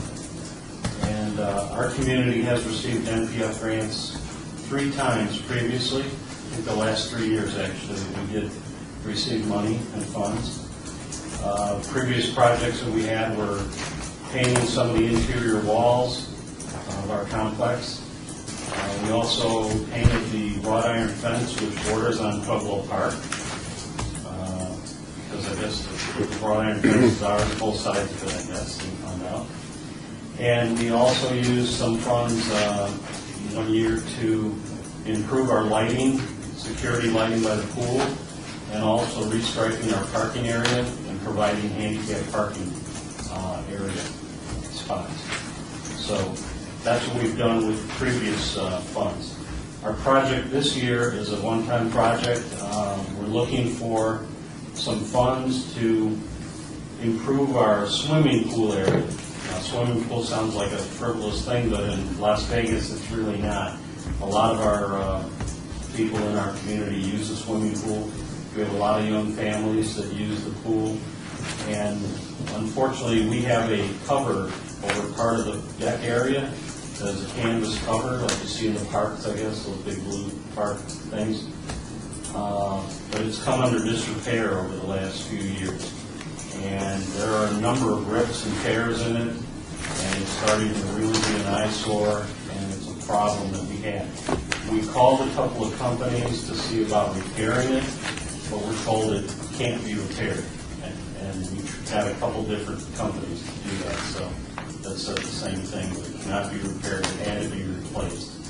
So what we're here today is to ask for funds to see about helping to replace that for us.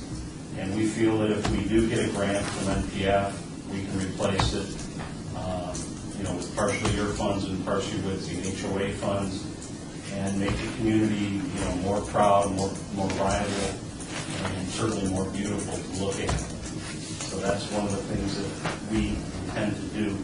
The project team that we have consists of our board members of our HOA.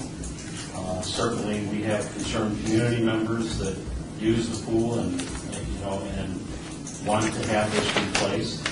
And we also have our management company who has, expressed certainly concern and interest with us in doing this. And what we would like to do is, if we do get the funds, we plan to hold a community event in our area, near our pool and near our grassy area that we have, that would be held in November. I think by then you would have made a decision and we would know if we're getting the funds or not. So we could announce it at that time. We may not be able to get it material ordered and used to convert to a new tarp canvas over that area yet, but I think that if we can announce it to the public and our community, that everyone would be certainly proud of that. And we're going to, like I say, have a community event. We're going to have the community event anyway, so it should be something for the residents and their families. We're going to have children's activities and food that the HOA is going to pay for, so we're planning to do that. We're asking for $1,100 from NPF, which is 1/2 of the amount to recover the pool area, and the association would be providing the balance of that. So, okay. Great, thanks so much. This project is located in Ward 4. Therefore, Mr. Guerrero, if you would like to lead any comments or questions from the board? Tony Guerrero, I love this community. I'm president of the HOA. It's a great community. We're 17 years old, mature landscaping, wide streets. We have an active board, so we're on top of things. I might add, we're not a gated community either. We're not gated, so it's a wide open public street, city streets that we're on. And we've been talking about fixing this awning for the last couple of years. Yeah, and it's gotten worse. Last couple of years, it's gotten worse. So, Mr. Guerrero, for the record, since you are president of the Buena Vista HOA, I already abstained. you will be abstaining from this vote? Okay, thank you so much. Any other comments or questions from the board? Anyone? Mr. Ruggiero, comments from Ward 4? These guys are great. They keep doing things to beautify their community. Keep up the good work. Great, Kevin, so you know, as usual, our request this year far exceed the money that we have to give. So your $1,100, is that a take it or leave it number, or are you willing to work with whatever the board? Whatever we can get. Okay, great. Certainly appreciate whatever we get. Thanks so much. It'll take us about another 2 weeks to go through the process of hearing everybody's presentations, deliberating, so on and so forth, and then probably, I would imagine, late this month or early next month, we'll hear from staff with whatever our final recommendations. Thanks so much for being here today. Thank you. Thanks, Kevin. Thank you. Good job. And now we'd like to introduce our 18D Las Vegas Arts District representatives, and it's Dick Geiser and Dave Soto.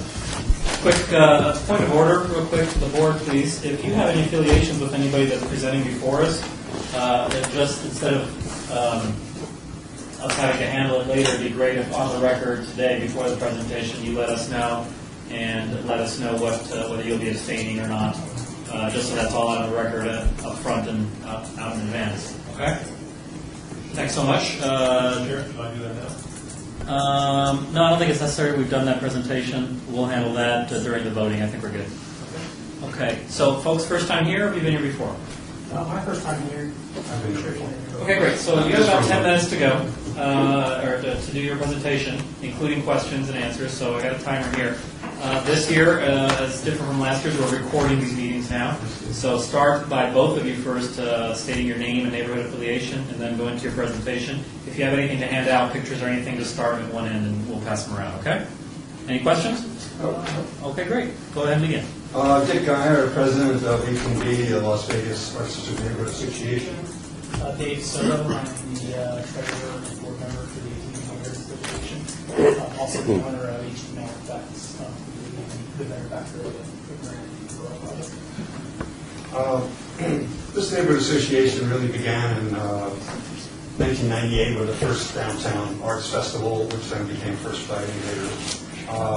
It was incorporated approximately 10 years ago and has been striving to develop the Arts District neighborhood for all those years. We've had our ups and downs, and certainly the economy tanking 4 years ago set us back a great deal. But we are going forward to develop this key part of the city. We work very, very closely with the former mayor and now, of course, with the new mayor as one of the major endeavors of the city is to develop the downtown. Yes, we have had this grant before for approximately 5 years. we had 26 new streetlights put in the area, and we paid for the electricity. Part of that was paid by the grant from the city, and the rest was from our own funds. A few years ago, it was decided that there had been enough growth and new entities in the area that they didn't want to pay for the lights anymore, so that program was ended. This will be a multi-phase program. As David will explain to you, this year, with the funds coming up, would be to develop and augment various aspects of the 18B Neighborhood Association's website. He is a website designer and also has a second company that gets you higher up in the listings on Google and what have you. Yeah, marketing. And that's, of course, very, very important. So we want to, as he'll explain the details of what we want to do over the next year, and then beyond that, we will seek a return for additional funds to keep maintaining or improve it as time goes on. To answer your last question, we applied for $5,000. We certainly will take any amount that's available and offered to us. David, I'm not explaining that. So the project is basically we looked for something that we could do to help the residents and businesses in the Arts District. Currently, we have First Friday where we bring 20,000 people down to the district, and all that's where most of these businesses do most of their business is on that one day. The rest of the time, it's all dead. So we are endeavoring to change that, and the way we feel is most practical is to distribute information. So we're building a portal, which is part business directory, part news publication, part event promotion. Many of these businesses have no other way to advertise, so we figure we get them all through business listings, promote all their events. We have a newsletter component where residents can sign up to the newsletter, get frequent updates of what's going on. We feel like notifying people what's going on, because there is things going on all the time. I mean, there is event after event. Any night of the week, there's several events. But individuals have their own little Facebook lists and their little communities, but there's no way to reach out to the mass community. So we're hoping that this will benefit the businesses, keep them in business longer, help them to flourish, help them to grow the community, the business community, and also hopefully build, once the businesses and everything's going and development is up, we're hoping, if people start to invest in the residential aspect of the community as well. So, like they said, we're requesting $5,000. The total project's about $8,000. My company has been donating some time. I also had a little on interns that I'm getting from MLB and CCSN, which will continue to contribute to this project on the developments basis. And that's pretty much the gist at this point. Yeah, we think this is going to be huge for our district. Bringing people down on First Friday. This is the goal. Great, thank you very much. This is in Ward 3. I don't have any questions or comments aside from, I think it's pretty straightforward and looks like a pretty pragmatic and common sense approach to an age-old business dilemma. Anyone else on the board have any questions or comments? Yeah, Renee Brampton. I did my homework. I called my son, who is a web developer in New York City, and he told me that your choice of WordPress is good. He says it's probably the most widely used. Oh, yeah. And he uses Drupal, which is... Yep, that's another one that I'm very familiar with as well. Yes, and I gave him the price and read the specs that I had, and he seemed to think that you were on the right track, and I think it's an excellent way in today's age. It's beyond me. That's why I had to call him. Awesome. Appreciate that. Very cool. Mr. Chairman? No? So the girl, I have a question. Mr. Rivera. Yeah, is there an Arts District headquarters or building? Because I noticed all the addresses here are 89128, and that's where from the downtown area. That's where I live. I live in Desert Shores, but I've been, if you know the name, West Bisbee owns the Arts Factory. and that has been the center and the core. We now also use the Wesley Gallery on the street, side of the street. We have monthly meetings and have had them for almost 10 years. We're very active, constantly in front of the Planning Commission and City Council. I know these guys, not just Maria.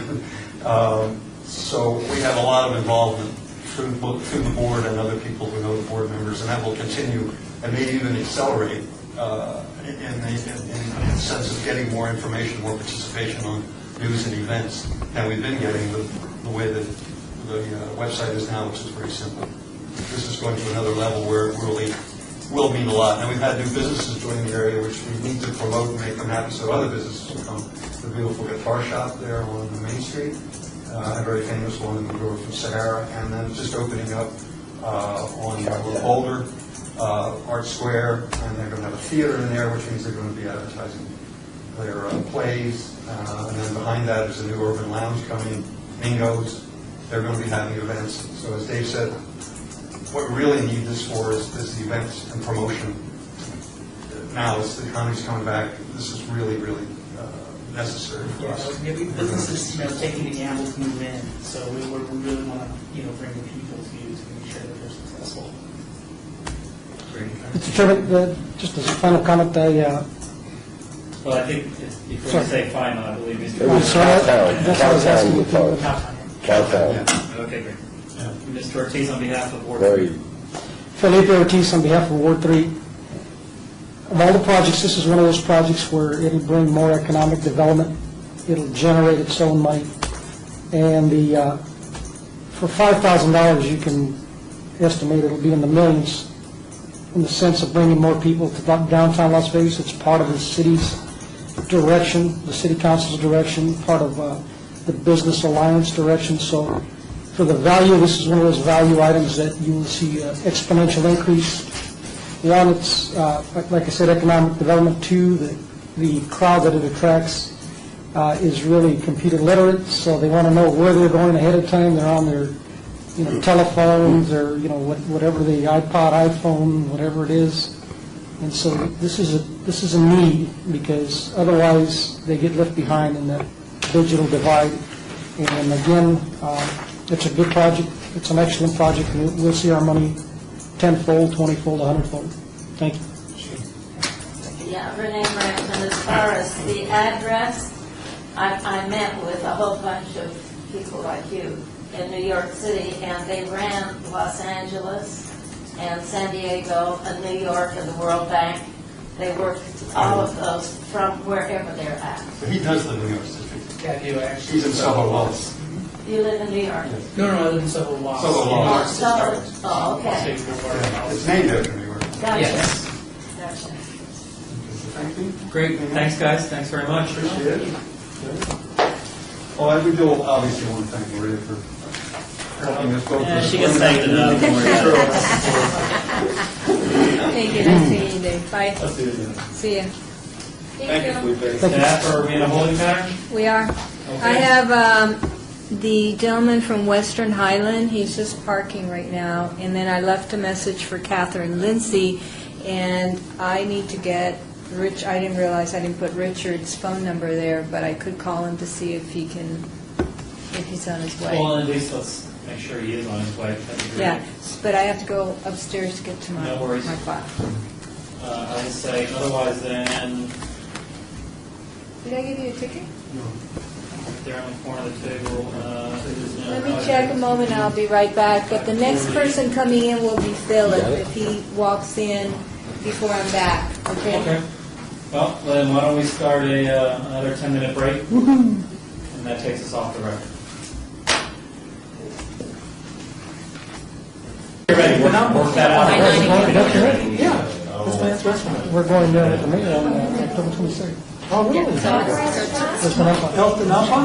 Elton Alpha, it's on Bonanza. That's the corner southeast of really good restaurant. $6, $7 for lunch. That's for sure. And it's just freshly made. And we're safe. We're safe there. Good food. You can find me there every Wednesday.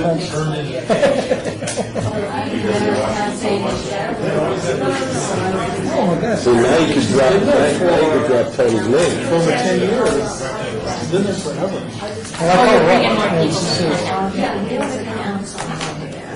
Larry Reese. This is way back when, how many years ago? I never even heard of that council. No, this was a bit in the 70s. Yeah, there you go. You know, the night before the election. And three of us are all, so we're all debating on how to organize this. Well, we have no one to present. There's no rush. He tells us what we should do, and then Well, we'll as soon as I Take that coin from me. Get that coin. All right, the September 17th meeting of the Neighborhood Partners Fund Board is called back to order. We do have a couple of points of business to address. Number one, the next presenter scheduled for 5:40, Western Highland Association, will not be presenting today. Will most likely be presenting next Monday. And number two, the chair would like to urge everyone to make sure you've gone online, do all of your ratings next week, next Monday. In years past, we've had 3 or 4 meetings some years, sometimes 3 meetings of presentations and the 4th one deliberations, sometimes 2.5 meetings of presentations and then the second half of the 3rd meeting for deliberations. This year, we are endeavoring to be done in 2 meetings. So that means once we are complete with presentations next Monday, we will take a short break, just for everyone to catch their breath, and then we'll go right into deliberations. But the only way we can do that is if you have done all of your online deliberations and answer all of your questions online before next week's meeting. We will have a little bit of availability for laptops and such. For those of you who don't have one, if you have your own laptop, you'd rather bring it, or an iPad, to go in and answer, 1 or 2 last questions, that's fine. But if several people have the bulk of their questions to answer next Monday, it'll significantly slow us down and make for a very late night. So, the chair would urge you to answer as many questions as possible in advance. And certainly anything from today should be handled by next week. Staff, our next presenter, Westchester Manor HOA, are they here? Yes, we do. Fabulous. If they would come up and have a seat. If you have any handouts, just start them at that end if you want to start the whole bunch, because I want you to trip over the paper. How are you?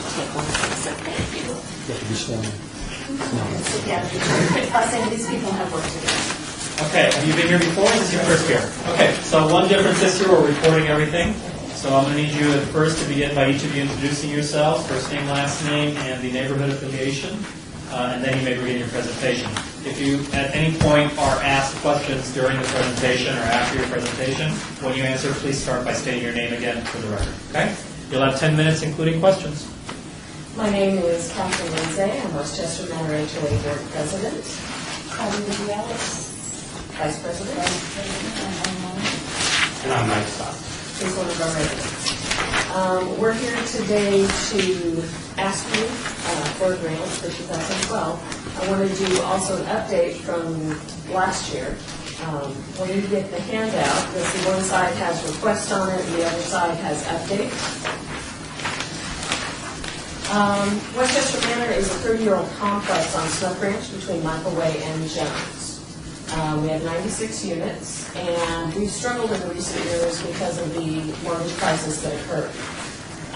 It really had a huge impact on what we were able to do. And 3 years ago, we actually sort of rebooted our homeowners association. We had to start from scratch. We literally only had $25,000 to our name, and we started all over again. And one of the things that we did was we applied for a neighborhood grant to help us with landscaping and tree work. We had trees that were growing into sewer lines, trees that were growing into water lines, trees that were uprooting sidewalks. We even had one tree where the limb completely broke off and fell across the sidewalk. And this kind of safety issue was huge for us. So we applied for a grant, and we were fortunate enough to receive a $4,500 grant that year.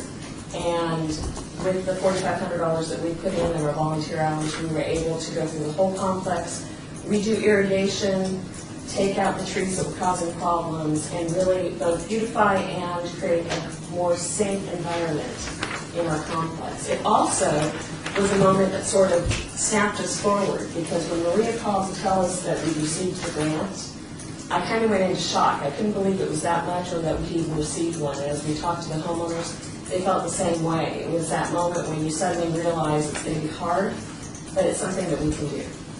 And we really appreciate that, and that's one thing that I definitely want you to understand is our gratitude for having had this opportunity before.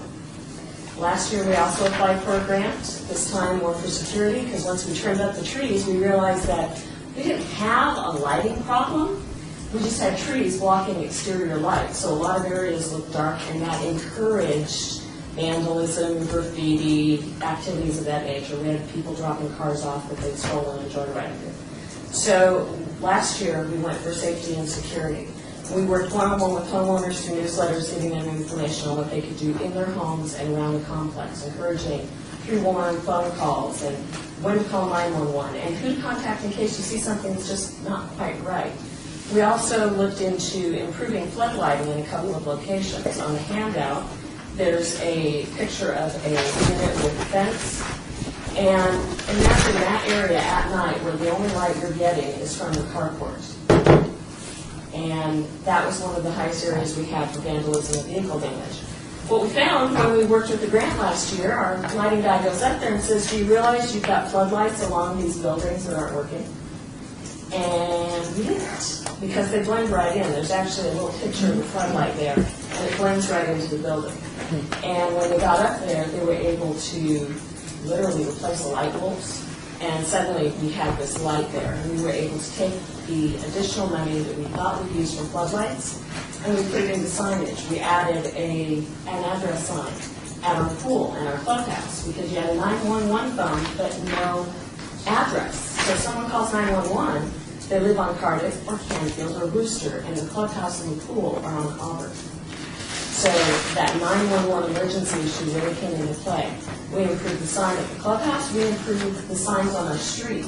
We replaced one of our street signs, and our landscaping crew literally just turned the other sign, and you were able to see them from the street, again, improving 911 safety. So last year, we focused on this kind of safety and security issue. Now I'll talk for a few minutes about this year's request. Originally, our board had decided that we were not going to submit a request this year. We were very appreciative when we weren't going to do it. And then Maria's letter came. And then Louise called and said, are you going to do a grant project this year? And what about the sidewalks? Every time I walk to the clubhouse, I trip over the sidewalk. And John called, and Brian stopped me, and everybody keeps asking questions about what are you going to do for this year's grant? And it excited them to be involved, the things that they could do. If we do a sidewalk repair, Tommy said that he'd be willing to monitor the work in that area. He's one of our homeowners that knows a lot about concrete, asphalt. So he offered to be that street monitor. We've had other people do similar volunteer that they'll take care of things like that. We talked to several of our vendors. Primary vendor is Sunland, who is the organization that we have our bid from. To do all sidewalk repair is $7,096. I was going to say 96 cents. But they also gave us a bid for the per square foot repair, and that's $8.94. So they understand that we may not be able to come up with $7,000 to do this whole project, but they identified certain areas that are the most important to repair, not just from a safety issue because the sidewalks have been broken, but also because these are areas that allow best access to the pool and the clubhouse. And if we're trying to get people to come to a game night at the clubhouse, like we're having in December, or a decorating party in November, giving them access to get there is really important. We also have a senior community building in our complex right now, and there are concerns about them walking through these areas where it's the most damage. So this is, in essence, I'm talking very quickly, in essence, the thank you for what we've done before. It has been amazing and had a huge impact on us. I cannot tell you the impact it's had on us. And a request from our homeowners for consideration for this year. So now I'm bringing it to questions. Great, thank you so much for your presentation. This is a project in Ward 5. We're not having one from Ward 5 here today, so I'll open up the floor to the board at large. Any questions or comments, please? Greg Toussaint?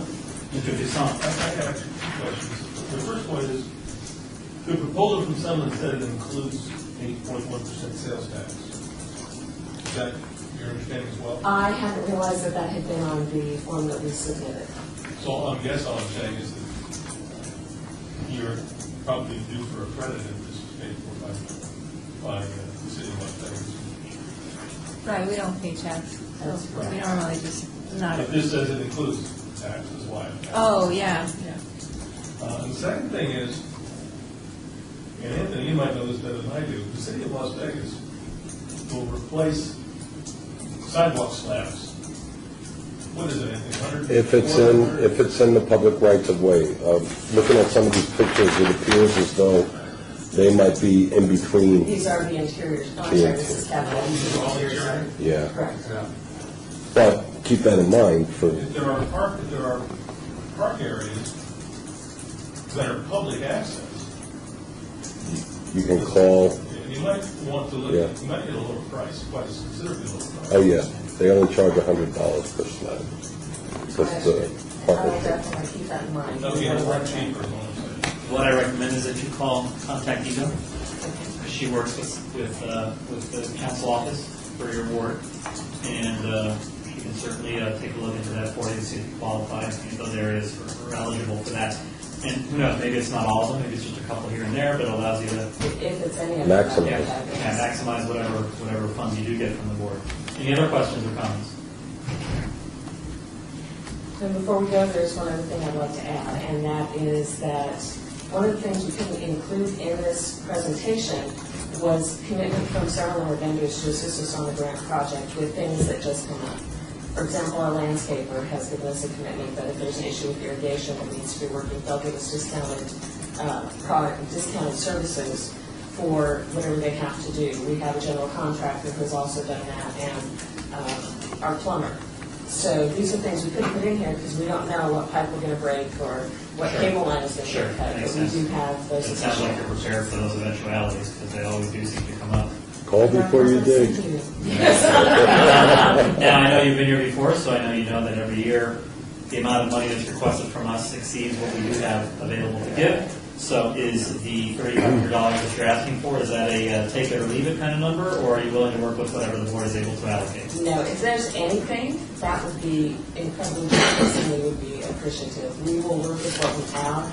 So if it's just our $3,500, then we'll work with that and do the best we can. If there's anything else that we can receive, that would be fabulous. Okay, thanks so much.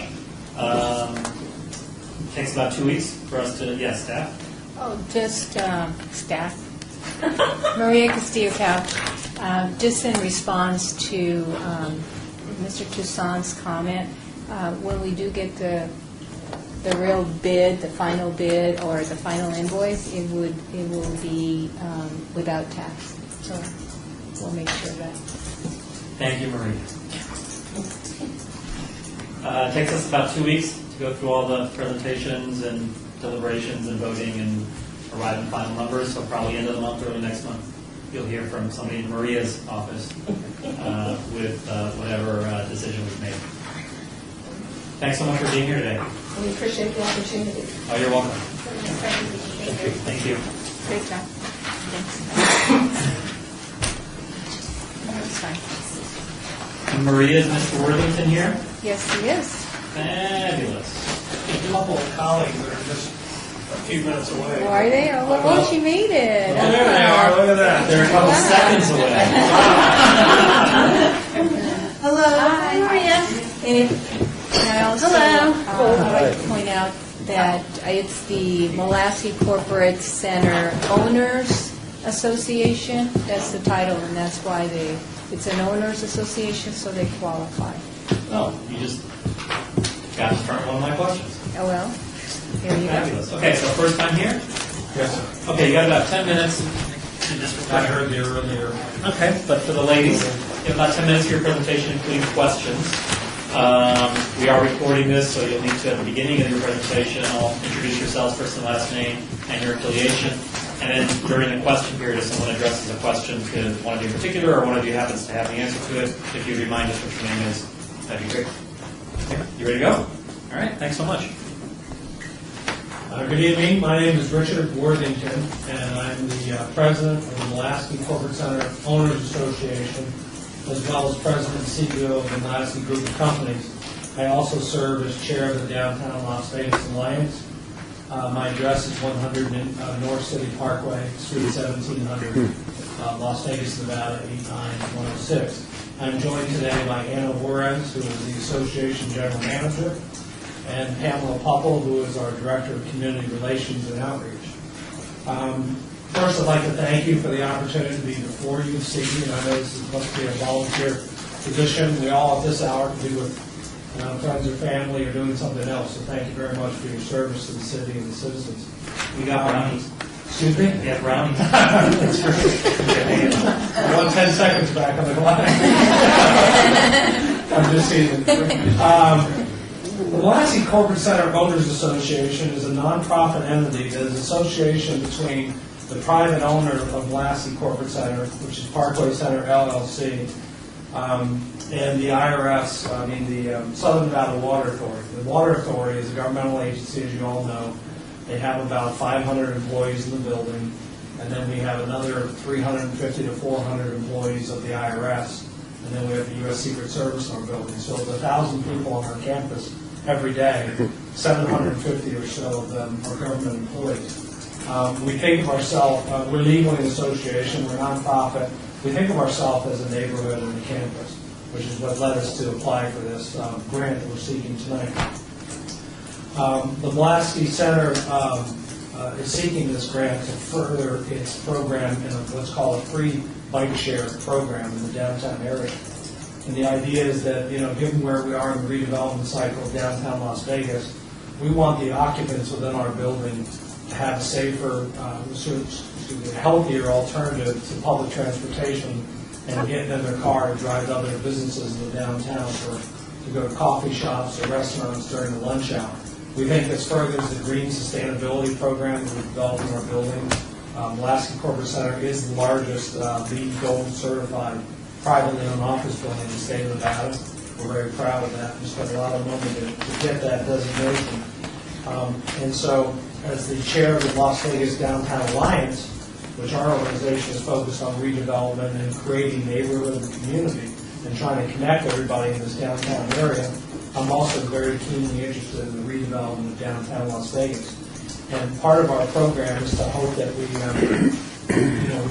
encourage other businesses to adopt bicycle-friendly programs to further the health and wellness of our downtown business employees and tenants from other buildings in the area. We've never applied for a grant before from the neighborhood fund, so this is completely new to us. This will be a multi-phase project. We've already executed the first phase with the purchase of 10 bicycles and equipment, helmets and locks and baskets so they can carry things and little things on the back you can strap a briefcase to if we have somebody that wants to go to the courthouse or whatever. We think this is a very innovative project. We've done a lot of research. It's the only of its kind in Southern Nevada. And again, it's trying to increase the sense of neighborhood and connectivity amongst these areas in the downtown area. And we have 1,000 people that we'd like to try that out with.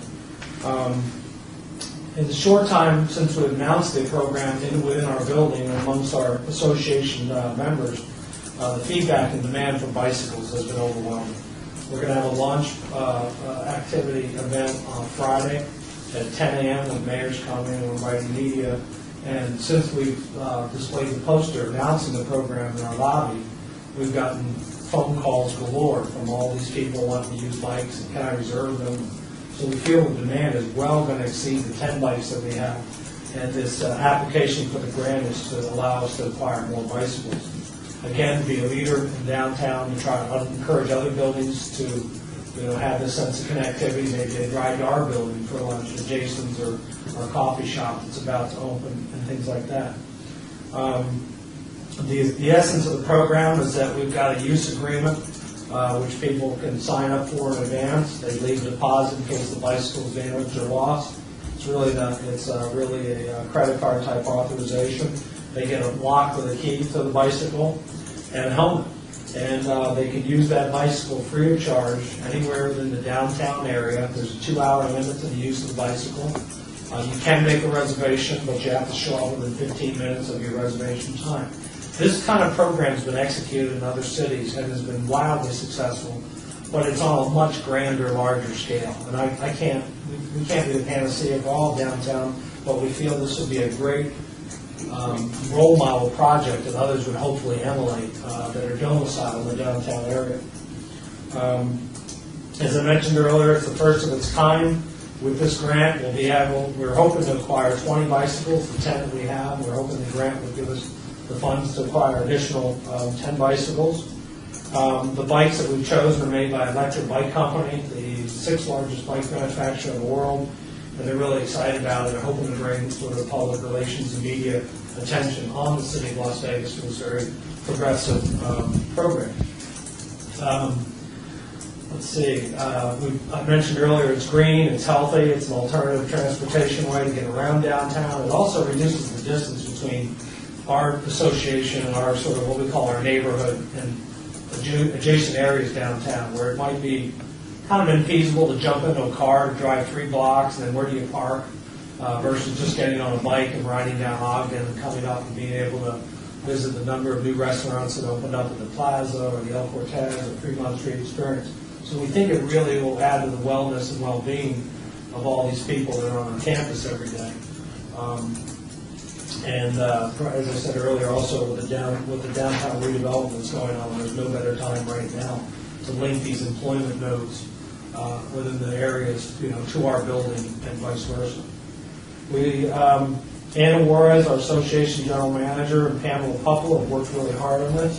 Thank you. And they are 2 people among many that have worked really hard to develop this concept, have gone out and done the research of other communities, have done bike share programs, working with the bike company manufacturer to secure better pricing. So they did sort of contribute to this effort by offering deep discounts on the bicycle to the extent of about 20%. We went to a local bike store, McGee's, you probably all heard of them, they're a pretty big bike shop in town. They have contributed and donated racks and baskets and things of that nature worth about $800. Our in-house counsel developed rules and protocols. We had lawyers work on the releases. And just sort of, after Friday's launch, they'll be very busy promoting the program. We envision doing sort of contests for people to use, to encourage its use, whether it's free coffee cards or gift certificates at Jason's Deli. Both retailers have expressed an interest in donating, I don't call them prizes, but incentives to encourage the usability of the program. And then, of course, Anna and her staff will have to coordinate all scheduling. We also got a commitment from our maintenance staff to donate their time going forward to maintain the bicycles in tip-top condition. And we feel that that's a big financial incentive, or contribution coming from our staff. So we're here tonight requesting $5,000 from the Neighborhood Partners Fund. It would be for the acquisition of 10 bicycles. We've spent about $6,500 thus far of our own cash and money on this. We've received in-kind professional services donated worth about $4,475 for the legal work and some of the other stuff that we've done. And we've also signed a contract with a public relations firm to help us. I think that was on the $2,500. That's not in the $65. So when that bill comes in, we'll be up to $9,000 in cash. We have the $800 in-kind donation from the McGee's Bike Shop, as I mentioned earlier, in equipment. And again, our staff will donate their time going forward for the maintenance of the bike. And we feel that's probably worth $3,000 to $3,500 a year going forward. And we hope to keep this program in place. We hope it's a model for others to emulate. And we hope it starts a trend in downtown Las Vegas that would be really exciting to see it evolve. And we thank you for your consideration and your time and efforts in this endeavor of your undertaking, and we're available for any and all questions. Great, thank you so much. This project is in Ward 5. I'll open the floor to the general board for any comments or questions. Anyone? Tony Guerrero, I have a question. You said they're going to be signing out the bikes. Are you going to also have them sign like a waiver in case they get hurt or? Yes, sir. killed or whatever. Well, that's part You never of know. that was part of the professional in-kind services, was we had a lawyer do a use agreement. We didn't want to make it overly complicated. Basically sets forth this is convenience for the people within the building. There's a 2-hour limit. You can't be inebriated. You can't use it to go to a bar. We don't want people riding bicycles drunk. And the hours limitation will limit that because people aren't going to go drinking or go back to the office to work. We think this will be really popular for early meeting coffee meetings and lunch. And beyond that, I'm not sure, maybe there'll be occasional meetings at the courthouse or coming to the government center like. Or maybe go pick up the lunch order or bring it Yeah, back. exactly. Stuff, sure. Yeah, that kind of stuff. Anyone Did that else? answer your question? Yes, thank you. Anyone else? Mr. Ortiz? Well, Felipe Ortiz with Ward 3, Councilman Coppin. It's a great project, I think. It'll open up, it'll match what the city's doing with downtown and green and bicycle riding. One of the questions that I have, you don't need to answer it here, since you've already done the legwork on the legal work, and the idea is to expand it to other areas. At one point, you may want to consider sharing that legal work just so people can use the same paperwork, so they don't have to spend that time developing when you lend out the bike, what's the protocols for the use? Yes, Rich Worthington again for the record. I absolutely agree. We spent good time and money. We got some of that donated, so we'd be glad, more than happy to share that. I know Zappos, and I mentioned this in one of my downtown Las Vegas Alliance chair meetings, one of the meetings that I chair, they're now considering doing this program, and they're going to be 2,000 employees. So, I haven't seen it. It hasn't been unveiled. I don't know for sure whether they're doing it, but I certainly think once we unveil this, they'll be interested. And we'd be glad to share that resource, not only with a larger company like that can obviously spend their own money to do the documents, but small businesses that may not want to spend $1,000 or $2,000 with a law firm to do that. So, yeah, we definitely share that resource. And as a final note, Felipe Ortiz, anecdotally, they made me take a 4-hour class before I could get on a city bike, so glad to see that you're a lot easier. Wow. 4 hours, let me say it again, 4 hours to get on a city bike, so yes, I'm glad to see that you're moving a lot faster than we are. Any other questions? Anyone? Well, thanks very much for being here. I think it's a great program, very innovative. I think it's, in the 5 years I've been on board, this is probably the most unique one I've seen in terms of looking at something from a different angle and approaching us for funding for it. So let me ask you this. We have a $5,000 request here. To put numbers to it, every year we get asked for, we get requested a lot more money than we have to give. This year, I believe our funding is a $55,000 budget. We've been asked for over $88,000. So is this $5,000 a take it or leave it kind of number, or are you willing to work with whatever the board is able to allocate? Rich Worthington for the record. No, absolutely not. I mean, obviously, we'd like to get the full 5 because we made a decision early on to buy very high-quality bikes to minimize the requirement of repairs and breakdowns. But also, and this is a company I have experience with personally. I've had a bike for them within 7 to 10 years, never made one repair. So we think it'd be safe to have high-quality bikes. It's scalable. So if unfortunately, if we got half of what we'd asked for, that's 5 bikes instead of 10. And even at 10, we have to spend the additional money for sales tax. We have to spend the additional money for, I don't know if McGee's willing to kick in, another 10 baskets and the things we talked about. The beauty of it is there's no sales tax, because when the city buys things, for some reason they refuse to pay sales tax. Oh, that's perfect. Hey, that's great. So that would be cut out. But my point is, it's really, I understand. we're going to have to actually co-invest more. I probably should have mentioned that, because I think the bill was $66,000 for just the bikes, so we'd have to co-invest a little bit to get there. But to answer your question, we'd be grateful for whatever you could grant us.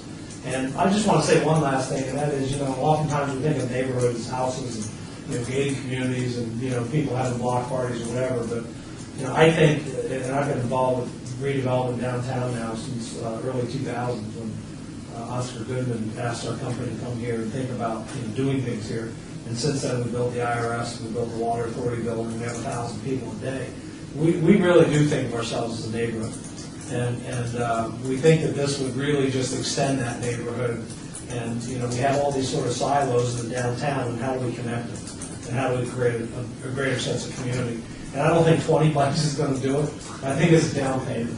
So that's all I wanted to add in terms of that. So, Great. thank you. Thank you so much. It'll take us about another 2 weeks to get through all the other presentations from all the other applicants, do our deliberating, et cetera, and so forth. So probably end of the month or the next month, you'll hear something from Maria's office. We're most grateful. Thank you for Thank being you. here. Thanks so much. Thank you. Have a good Staff, evening. Maria. You too. Thank you.